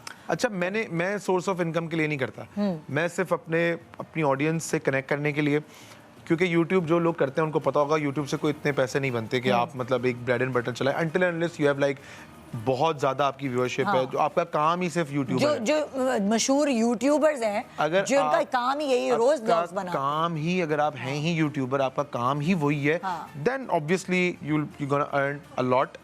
लेकिन जैसे हम, क्योंकि हमारा काम नहीं है यूट्यूब ना, हम तो एक्टर हैं। मैं ये काम करता हूँ यूट्यूब के ऊपर व्लॉग्स बनाता हूँ जस्ट टू अपने लोगों से कनेक्ट करने के लिए, दैट्स इट। जब लोग देखते हैं, लोग मिलते हैं, बताते हैं हमने आपका व्लॉग देखा, मुझे बड़ी खुशी होती है कि चलो यार सही है, ओके। अच्छा लगता है। अच्छा, ये क्या है उफ़ो, सबसे ज्यादा खतरनाक गुस्सा किस पे और कब किया? ये तस्वीर के हिसाब से आया ना, पर फिल्म की मुझे लग रहा है। हाँ, ये फिल्म का शॉट है। गुस्सा नहीं आता मुझे, नहीं आता। कभी तो आया होगा किसी बात पर, कभी सेट पर आया हो, घर में नहीं आया हो, तो कोई चीज गुम गई हो, इतनी आप गुमाते हैं चीजें। मुझे कभी गुस्सा नहीं आता। इनफैक्ट मेरे साथ जो लड़का है वो तकरीबन 10-11 साल से मेरे साथ है, और उनकी माशाल्लाह क्वालिटी है कि अगर भाई आधा घंटा लेट है तो जो हमारे भाई हैं वो 2 घंटे लेट हैं। अच्छा। और हर दूसरे दिन अब मैं उसको फोन करता, भाई सर आप आ जाएंगे सर। वो आते हैं। मैंने कभी, अच्छा एमन मुझे बोलती भी है कि यार तुमने उसको इतनी ढील दी हुई है कि वो तुम्हारा काम डिस्टर्ब कर रहा है, वो हर दूसरे तीसरे दिन 1-1 घंटा लेट है, तुम उसको कुछ बोलते ही नहीं हो, तभी तो वो ऐसे शायद ही। मतलब यार 10-12 साल से साथ है, छोटे भाइयों की तरह है। मैं क्या उसको डांटूं? मैं उसको यही बोलता हूँ यार प्लीज यार खुदा के लिए कल आ जाना टाइम पे। बस यही कर सकते हैं और क्या करें। अब बच्चों पे गुस्सा करना हो। एक दफा मैंने गुस्सा किया था, एक दफा ऐसे हुआ था कि हमारे घर पे एक बच्ची काम करती थी, और वो बच्ची आई घर पे, और इत्तेफाकन मैं घर पे था। उसने मुझे बताया कि भाई मुझे ना सामने वालों के जो वो मुलाजिम है ना, उसने मुझे बदतमीजी की, छेड़ा मुझे। मैं अच्छा, रो रही थी वो। तो अब घर की जो हमारे घर पे जो बच्चियां काम करती हैं, मैं उनको अपनी छोटी बहनों की तरह देखता हूँ। बिल्कुल। क्योंकि वो अपना घर छोड़ के मेरे घर पे आई हुई है काम करने के लिए, तो वो मेरे घर की इज्जत है। मेरे घर पे काम करी, वो मेरे घर की इज्जत है, मेरी इज्जत है वो। तो अगर कोई बाहर का बंदा मेरे घर की मुलाजमा को या मेरे घर की बच्ची को किसी को कोई बदतमीजी करेगा, तो हमसे फिर वो जरा फेस टू फेस आएगा। बिल्कुल। तो वो बंदा जो था सामने वालों का, उसने उस बच्ची के साथ ज्यादा बदतमीजी की थी। वो उसने ये समझ के की थी कि यार गरीब है, काम करने वाली है, कोई कुछ क्या कर लेगी, क्या कर लेगी। क्योंकि ये भी एक साइकोलॉजी है ना, एक फिनोमेना है कि आप जो उसी पे जो है ना वो आजमाते हैं जहाँ पे आपको लगे कि यार ये कमजोर है, ये कुछ नहीं कर पाएगी। बिल्कुल। तो वहां पे मुझे बहुत गुस्सा आया था, और थोड़ा एक्शन भी हुआ था। अच्छा भाई, आज आप जिस मुकाम पे हैं, बहुत कम लोग यहाँ, यार मुझे नजर नहीं आ रहा भाई, मेरा इम्तिहान। आज आप जिस मुकाम पे हैं, बहुत कम यहाँ तक पहुँचते हैं। बचपन में ज्यादा से ज्यादा खुद को कहाँ तक देखते थे? मेरे आज आईसाइट का टेस्ट हुआ है। अच्छा, मुझे पहले लगा आप आज जिस मुकाम पे, मुझे लगा दुबई की बात कर। अच्छा, बचपन में देखें, कभी भी जो है ना वो आप सोच ही नहीं सकते कि यार कभी मैं, मतलब कोई भी एक्टर जो है ना, आप उससे पूछेंगे ना, वो आपको यही बताएगा कि यार मैंने नहीं सोचा, मैंने नहीं, मेरे ज़हनो गुमान में था कि मैं अदाकार बनने आऊँगा, मैं बन जाऊँगा और मैं हीरो बन जाऊँगा ड्रामे का। कोई नहीं सोचता।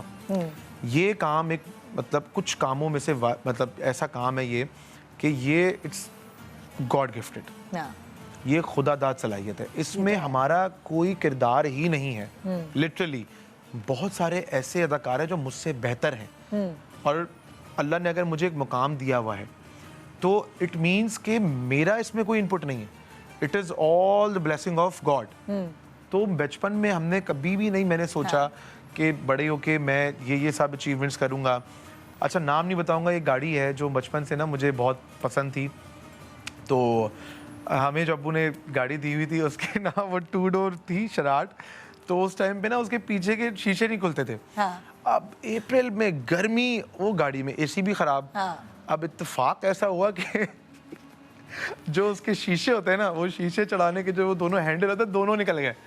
अल्लाह। अब मैं गर्मी में आ रहा हूँ, मैं, मेरा भाई, मेरी छोटी बहन, हम गर्मी में आ रहे हैं और गाड़ी के दोनों शीशे बंद, पीछे वाले खुलते नहीं। अब पसीना पसीना हम हुए हुए हैं। और मैं बड़ी वो गाड़ी गुजरते हुए देख के मैंने बोला या अल्लाह, ऐसी मैं उस वक्त तकरीबन होऊंगा उस वक्त 17-18, तो मैंने ऐसी दुआ मांगी, अल्लाह पाक कभी मेरे पास अगर पैसे आए ना जिंदगी में तो मैंने ये वाली गाड़ी लेनी है। हाँ। बहुत एक्सपेंसिव कार थी, तो उस टाइम पे ऐसी मैंने दुआ मांग ली।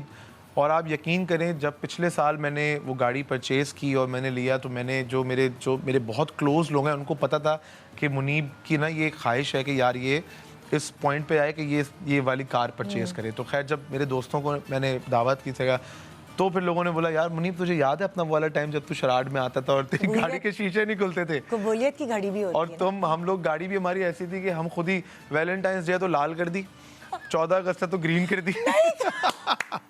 थीम पे चलते थे गाड़ी को लेके। और उसके अंदर वो कभी कुछ लिखवा रहे हैं, कभी पीछे कुछ लिखवा रहे हैं, कभी कुछ लगा रहे हैं, कुछ स्टिकर लगा दिया। वो कितने अरसे तक रही आप लोगों के पास वो गाड़ी? वो शराड हमारे पास रही तकरीबन, मेरे पास वो रही थी 2 या 3 साल। तो वो अब्बू ने हमें दी थी कि बस चलाओ पे हाथ साफ करो। माशाल्लाह वो गाड़ी के पास साथ हमने क्या क्या नहीं किया। उस गाड़ी के साथ। अच्छा, आपकी, मुझे ऐसा लगता है कुछ वालिद जो हैं वो गाड़ी बच्चों को दे देते हैं इसलिए कि वो बाइक पे सफर ना करें। जी बिल्कुल ऐसे वो बहुत डरते हैं कुछ लोग, है ना? मैंने भी एक बहुत ही खटारा गाड़ी अपने बेटे को दी, तो वो सिर्फ इस डर से। यार ये क्या है यार, तो अच्छी तो यार खटारा गाड़ी लेके इतनी दफा। बेचारा कहता है मुझे बड़ी शर्मिंदगी होती है, उसका एसी नहीं चलता। अब्बू ये मसला हो गया, अब्बू गाड़ी का ये खराब हो गया, अब्बू ये खराब हो गया, आए दिन कोई मसला कोई कुछ। खैर उस वक्त हमारे पास उतने वसाइल नहीं थे, लेकिन फिर भी मेरे वालिद साहब ने बहुत। अगर आपके वालिद ने आपको वो गाड़ी दी तो आपने वहां बैठ के उस गाड़ी में मैनिफेस्ट किया कि मुझे ये गाड़ी लेनी है। हाँ। तो वो एक प्यास जो आपके वालिद ने आपके अंदर डाली, उसी वजह से आप वो गाड़ी ले पाए। बिल्कुल। बहुत सारे बच्चे ऐसे होते हैं जिनको एक ट्रे में 15 साल लगे, 15 नहीं तकरीबन 18 साल लगे। तो देखो ना, लेकिन अल्लाह पाक ने इतना करम किया कि मैंने। और जो लज्जत आपको मिली होगी उस गाड़ी को पाने में, अगर आपके अब्बा ने आपको वो दे दी होती तो शायद वो उसकी लज्जत। अच्छा मैं बताऊं, हमसे ज्यादा जो है ना हमारे वालिदैन खुश होते हैं। बाप वो वाहिद किरदार है आपकी जिंदगी का जो आपको देख के खुश होगा। बाप और भाई, ये बाकी पूरी दुनिया जो है ना वो आपको अपने आप से आगे जाता हुआ नहीं देख सकती सिवाय बाप के। तो हमारे वालिद साहब जब हम कुछ अचीव करके आते हैं, मैं अभी अपने बिजनेस भी कर रहा हूँ, दूसरे भी मेरे काम है, तो सबसे पहले जाके मैं अपने अब्बू को बताता हूँ, क्योंकि मुझे पता है सबसे ज्यादा खुश अगर कोई होगा ना सबसे ज्यादा तो मेरे वालिद हैं। मेरी वालदा हैं, मेरा भाई है, मेरी वाइफ है, जो मेरी फैमिली है। ये जो है ना हम सब एक दूसरे के साथ खड़े हैं। तो सबसे ज्यादा खुशी वालिद साहब को होती है। ये तो हकीकत है।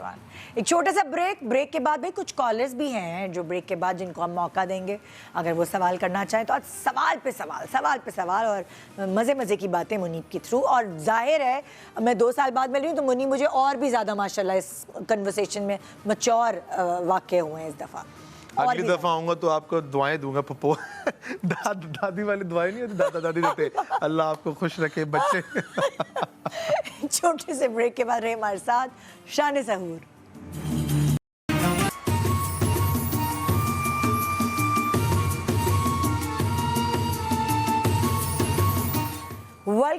Welcome back. आप देख रहे हैं शान सहूर और अरूश लेकर आ गई है रेशमी, उफ कितने मजे की हांडी, रेशमी हांडी। और ये कौन सी रोटी है? Garlic bread. ये सामने निकाल के दूं, खाओगे या बाद में खाओगे? यार मैं सिर्फ ट्राई करूंगा। हाँ एक थोड़ा सा मैं देखता हूं। आइए मेजबान रूज जी, आपके पार्टनर हाथ जी में कितना जायका है। आपको तो नहीं, आप ब्रेड के साथ या फिर से? मैं सिर्फ इसको एक खाली मैंने जो है ना वो बाइट ट्राई करनी है। फोक चाहिए होगा आपको साथ में? नहीं कुछ भी नहीं, सिर्फ ऐसे आपका जो है ना वो एक ये ट्राई करेंगे। चख के बताएगा, फिर घर जाके बनाएगा तुमसे जो रेसिपी पूछी है। तो आप इसके YouTube चैनल पे देखिएगा।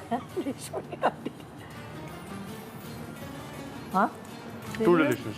Thank you. भाई जादू है बहू के हाथ में। मैं यही बोलने वाला था, बहू के हाथ में जादू है। हाँ, लेकिन अभी बहू बनी नहीं है, बनने वाली है। वो मत क्यों? हाँ थैंक यू। अच्छा भाई, तो कुछ कॉलर्स हैं जो आपसे सवाल जवाब करना चाहते हैं। आइए भाई, पहली कॉल किसकी है? ओके, हाँ, हेलो। अस्सलाम वालेकुम। जी वालेकुम अस्सलाम। जी क्या सवाल करना चाहेंगे मुनीब से आप? जी मेरा मुनीब से ये सवाल है कि हमेशा रमज़ान हमें नॉस्टैल्जिया में लेके चला जाता है। जैसे कि बचपन में रमज़ान में हम खेला कूदा करते थे, पतंगबाजी, क्रिकेट, सैरी में। तो आपको अपने ज़माने का कौन सा ऐसा लम्हा फिक्रिया है जो याद आता है रमज़ानों का अपने टाइम का? तो ये मैं आपसे पूछना चाहूँगा। लम्हा फिक्रिया? लम्हा उर्दू तो बेटा सही कर लो, लम्हा फिक्रिया। लम्हा फिक्रिया ये बेसिकली पूछना ही चाह रहे हैं। समझ गया, मैं आपकी बात समझ गया भाई। लम्हा फिक्रिया। अच्छा खैर, ये वही हो गया ना, डोंट लिमिट द क्रॉस। अच्छा, लम्हा जो है यार, सबसे ज़्यादा रमज़ानों की जो आपको मैं बात बताऊं, वो अब जाके जो है ना, वो हम देख रहे हैं कि जी सर्दियों में रोज़े आए हैं, वरना हमेशा जो है अब काफ़ी टाइम से गर्मियों में रोज़े होते थे। एग्जैक्टली। वो जो हमारी जेनजी है ना, उन्होंने अभी तक वो रोज़े नहीं देखे। जब सुबह आप फजर की नमाज़ पढ़ने जाते थे वुज़ू करके, ऐसे यूं जैकेट पहन के, और अंधेरा होता था, और उसके बाद क्रिकेट होती थी। हाँ। और क्रिकेट के बाद जो है वो 8-9 बजे जाके हम सोते थे। हाँ। फिर दोपहर में उठ के शाम इफ्तार से थोड़ा सा पहले जो है वो पतंगबाजी होती थी, पेचे लगते थे, और ये बड़ा बचपन का टाइम था। अच्छा, अभी मैंने आप 2 दिन पहले मेरी फर्स्ट या सेकंड हो जाता तो मेरी ऑफ हो गई शूट से, तो मैं जल्दी आ गया घर पे, 3-4 बजे मैं आ गया। मैंने अमल, आपने कभी पतंग उड़ाई है? कहती नहीं बाबा, मैंने कभी नहीं उड़ाई। मैंने यार आओ आज मैं आपको पतंग बताता हूँ कैसे उड़ती है ना। अब मैं उसको लेके चला गया पतंग की एक शॉप पे, काइट पे। अब वो क्या बोल रही है, हमने पतंग ली तो ना वो शॉपकीपर बोली, अंकल इसकी स्ट्रिंग्स क्या होंगी? मैंने क्या, अच्छा वो भी बंदा बोल रहा ना, क्या बेटा क्या अंकल इसकी स्ट्रिंग्स? मैंने भाई मांझा मांग रही है। भाई मांझा मांग रही है। मैंने पहली दफा देखी होगी पतंग की क्या चीज है। काइट तो पढ़ाते हैं, लेकिन बसंत अब पता चली है बच्चों को। अब जो लाहौर में हुई है तो बच्चों ने भी देखा है ना ऑब्वियसली कि यार बड़ी पतंगबाजी है। और वो कितनी अच्छी रील एक दिख रही थी, वो कह रहा था यस, अब मैं मेरे बच्चे मुझसे पूछ रहे हैं पापा आप बता सकते हैं ये क्या चीज है, वरना हर चीज तो अब पता होती है बच्चों को। जब ये हम पतंग लेकर आए ना, तो वो हमारे बराबर में 2 घर छोड़ के ना एक बच्चा था, 14-15 साल का होगा ना, वो पतंग ऐसे उड़ा रहा था ना, तो मैंने उसके ऐसे मैंने अमल को या पता नहीं छोटे भाई को पकड़ाई हुई थी। मैंने देखो अभी इसकी बच्चे की ना पतंग काटते हैं। कहता नहीं मैंने देखो अब ये बच्चा है, उसको पता ही नहीं होगा पेचा कैसे लड़ता है। मैंने ऐसे करके रख के तो थोड़ी ढील दी, वो पतंग उसकी कट गई। तो वो बेचारा मेरी तरफ देख के ना यूं कह रहा, इसको ये बच्चे हैं, इनको पता नहीं है कि पेचे लगते कैसे हैं। तो मैंने तो खैर मेरी उंगलियां सारी कटी होती थी यहाँ से इधर से। रमजानों में क्या करते, पतंग उड़ाते थे और क्या करते। ओके भाई, नेक्स्ट कॉलर। हेलो हेलो, अस्सलाम वालेकुम निदा। जी वालेकुम अस्सलाम। जी क्या सवाल करेंगी? जी निदा, मैं फातिमा बात कर रही हूँ जी। और ऐमन और मुनीब भाई को अस्सलाम वालेकुम और रमज़ान बहुत बहुत मुबारक हो। वालेकुम अस्सलाम। ऐमन को घर बैठे मैं घर पे दे दूंगा जाके। जी क्या सवाल है आपका?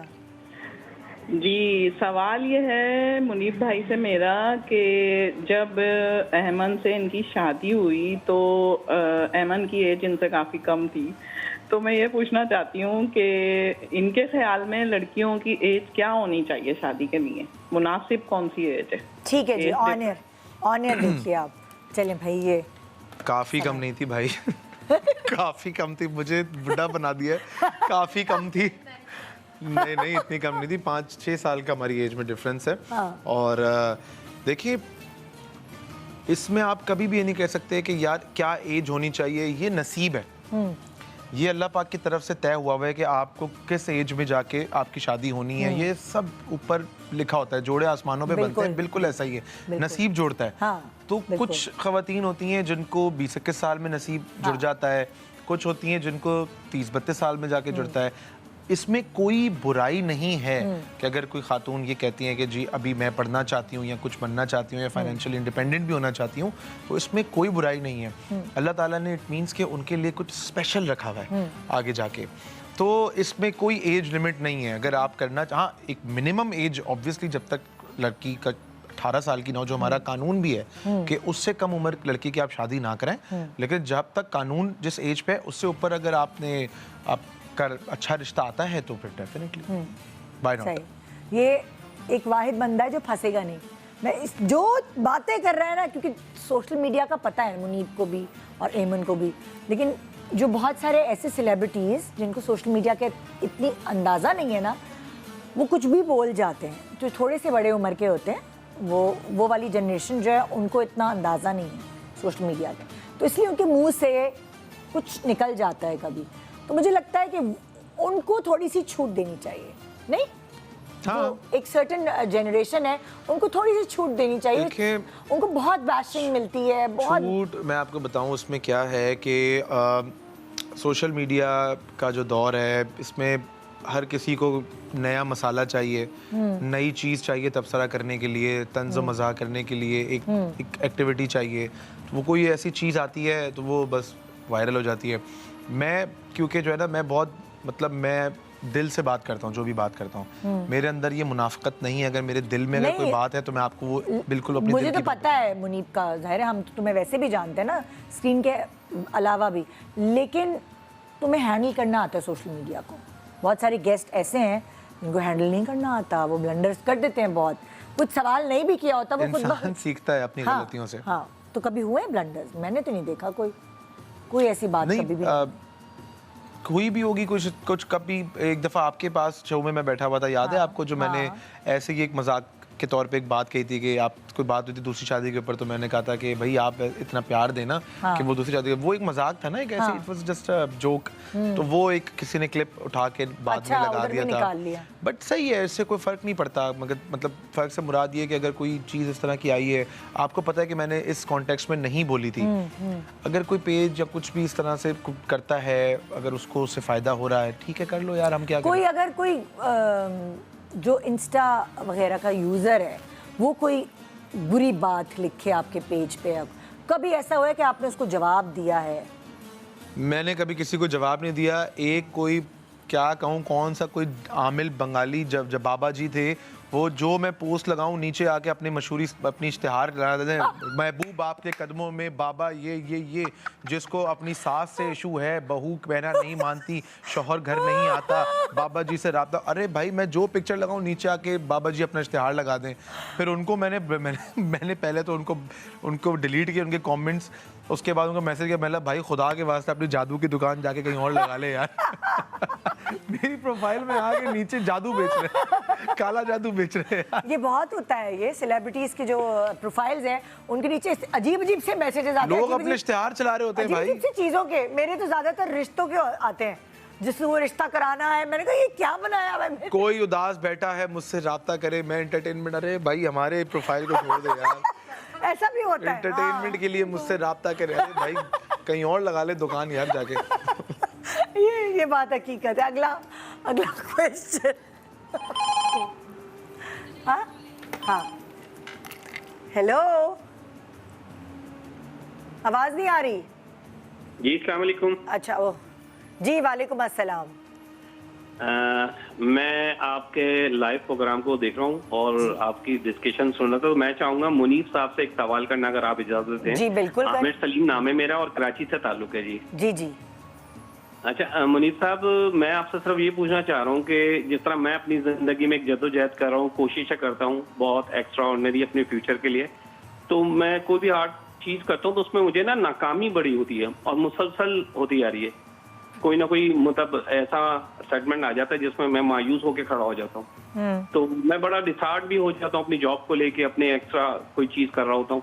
तो आप मुझे बताएं ऐसी सूरत में मुझे क्या करना चाहिए, क्या मशवरा देंगे आप? बिल्कुल आपको मशवरा देते हैं, फोन रखें जी। ये एक वाकया से आपको बता रहा हूँ, दो बातें आपको बताऊंगा कि सॉरी अगर मैं कोई गलती करूँ वाकया बताने में। एक हज़रत जा रहे होते हैं अल्लाह ताला से बात करने, ये एक तशबीही वाकया है ना। तो एक बुज़ुर्ग मिलते हैं जो बहुत ही खस्ता हालत में होते हैं। वो कहते हैं कि आप जा रहे हैं, अल्लाह ताला से रूबरू आप गुफ्तगू फरमाएंगे तो आप अल्लाह ताला से ये मेरी इल्तिजा लेके जाइए कि मेरे हालात बहुत बुरे हैं, मैं बहुत पस्ता हालत में हूँ, मुझ पे करम करें, मुझ पे रहमतें नाजिल करें, मुझे कुछ दौलत माल दुनिया का कुछ मुझे अता फरमाएं, प्लीज़ आप ये जाके मेरी रिक्वेस्ट कर दीजिएगा। अगले चौक पे जाते हैं तो एक और बुज़ुर्ग मिलते हैं जो बहुत खुशहाल होते हैं। तो वो हज़रत से कहते हैं कि आप जा रहे हैं अल्लाह से गुफ्तगू करने, तो आप अल्लाह ताला से कहिएगा कि मुझे बहुत दे दिया है, अब और नहीं चाहिए, मतलब हर चीज़ दुनिया की मेरे पास जो है ना मौजूद है, बस मुझे और नहीं चाहिए। तो आप अल्लाह से ये गुफ्तगू फरमाइएगा कि बस करें, अब और ना दें। वो हज़रत मुलाकात करके वापस आते हैं तो वो फरमाते हैं कि जी जो बुज़ुर्ग जो खुशहाल होते हैं पहले वो मिलते हैं। कहते हैं जी क्या बात हुई? कहते हैं जी आपके लिए मशवरा ये है कि आप ना नाशुक्रापन स्टार्ट कर दें, आप नाशुक्रापन स्टार्ट कर दें, आपको मिलना ख़त्म हो जाएगा। कहता है कैसे बात कर रहे हो यार, अल्लाह ने मुझे इतना नवाजा है, मैं क्यों ना शुक्रपना करूँगा, मैं तो अल्लाह ताला की शुक्रगुजारी करूँगा ना। कहता है बस अगर तुम शुक्रगुजारी करोगे तो फिर तुम्हें मिलना बंद नहीं होना, फिर मिलता रहेगा। जो पस्ता हालत होता है उसके पास जाता है, उसको बोलते हैं कि भाई तुम्हारा हल ये है कि तुम अल्लाह की शुक्रगुजारी करना शुरू कर दो। कहता है भाई किस चीज़ की शुक्रगुजारी करूँ, मेरे पास है ही क्या, क्या दिया है मुझे, ये देखो मेरे कपड़े भी फटे हैं, मेरे पास घर में भी राशन नहीं, मैं किस चीज़ की कुछ शुक्रगुजारी करूँ, मैं क्या, मैं नहीं करता। कहता है बस फिर तुम उसी हालत में हो। पहली चीज़ ये कि शुक्रगुजारी, आप भले पस्ता हाल में होंगे, आपके हालात ख़राब होंगे, लेकिन अल्लाह ताला ने आपको कंप्लीट बनाया है, आपका हाथ सलामत, पाँव सलामत, आंखें सलामत, आप सुन सकते हैं, बोल सकते हैं, आपके जिस्म में अल्लाह ताला ने जान दी है, वो सबसे इम्पोर्टेंट है। अल्लाह ना करे आपके पास बहुत करोड़ों रुपए हो लेकिन आपका एक हाथ ना हो, करोड़ों रुपए आपके पास आ गए, आप सेहत ना हो, एक आँख ना हो, ये ना हो, तो कितना मुश्किल आपके लिए होगा। तो always be thankful. Second thing जो आपका मसले का हल है वो ये कि आप किसी भी काम में अगर नाकाम हो रहे हैं ना तो आप अल्लाह से कारोबार करें। अल्लाह से कारोबार कैसे होता है कि आप अल्लाह की राह में दें, आप ट्रस्ट करें इस बात के ऊपर। मैं आपको अपना ये सिचुएशन बता रहा हूँ कि जब कभी मैं किसी नुकसान में जा रहा होता हूँ या कोई फाइनेंशियल है कुछ नुकसान होता है, खोल दो तिजोरी अल्लाह ताला के नाम पे, 2 लोगों को बांटो अवाम में, ट्रस्ट करें, आपको इतना मिलेगा। आप बोलेंगे यार ये तो मेरी गैब से मदद हो रही है, ये कौन सी कोई कौन सी कोई करामत हो गई है, कहाँ से मेरे पास इतनी सारी चीज़ें आ रही हैं, सारे रास्ते मेरे खुलते जा रहे हैं। आप अल्लाह ताला की राह में खर्च करके देखें, ट्रस्ट मी ऑन दिस, आपके सारे मसले आपके हल हो जाएंगे, आपके रास्ते खुल जाएंगे। थैंक यू, बहुत शुक्रिया मुनीब, तुमने 2 साल बाद टाइम निकाला और आए, और बहुत अच्छा लगा हमेशा की तरह बात करके। इसी तरह खुश रहो, आबाद रहो, और जितने अच्छे इंसान हो, दोस्त हो, अच्छे बेटे हो, अच्छे मियाँ हो, अच्छे बाप हो और अच्छे एक्टर हो, ऑब्वियसली जाहिर है, तो उसी तरह रहना हमेशा। और बहुत सारी दुआएं मेरी तरफ से। बहुत शुक्रिया, thank you so much, thank you सबको। रमज़ान मुबारक। हाँ, रमज़ान मुबारक। तो ये था हमारा आज का शो। अगर आपने मिस कर दिया अपने फेवरेट सेलिब्रिटी का इंटरव्यू तो सुबह मॉर्निंग शो के टाइम पर रिपीट होगा, ज़रूर देखिएगा। आज कहूँगी मुंह से निकलते वाला था गुड मॉर्निंग पाकिस्तान, नहीं, शान सहूर। अल्लाह हाफिज़।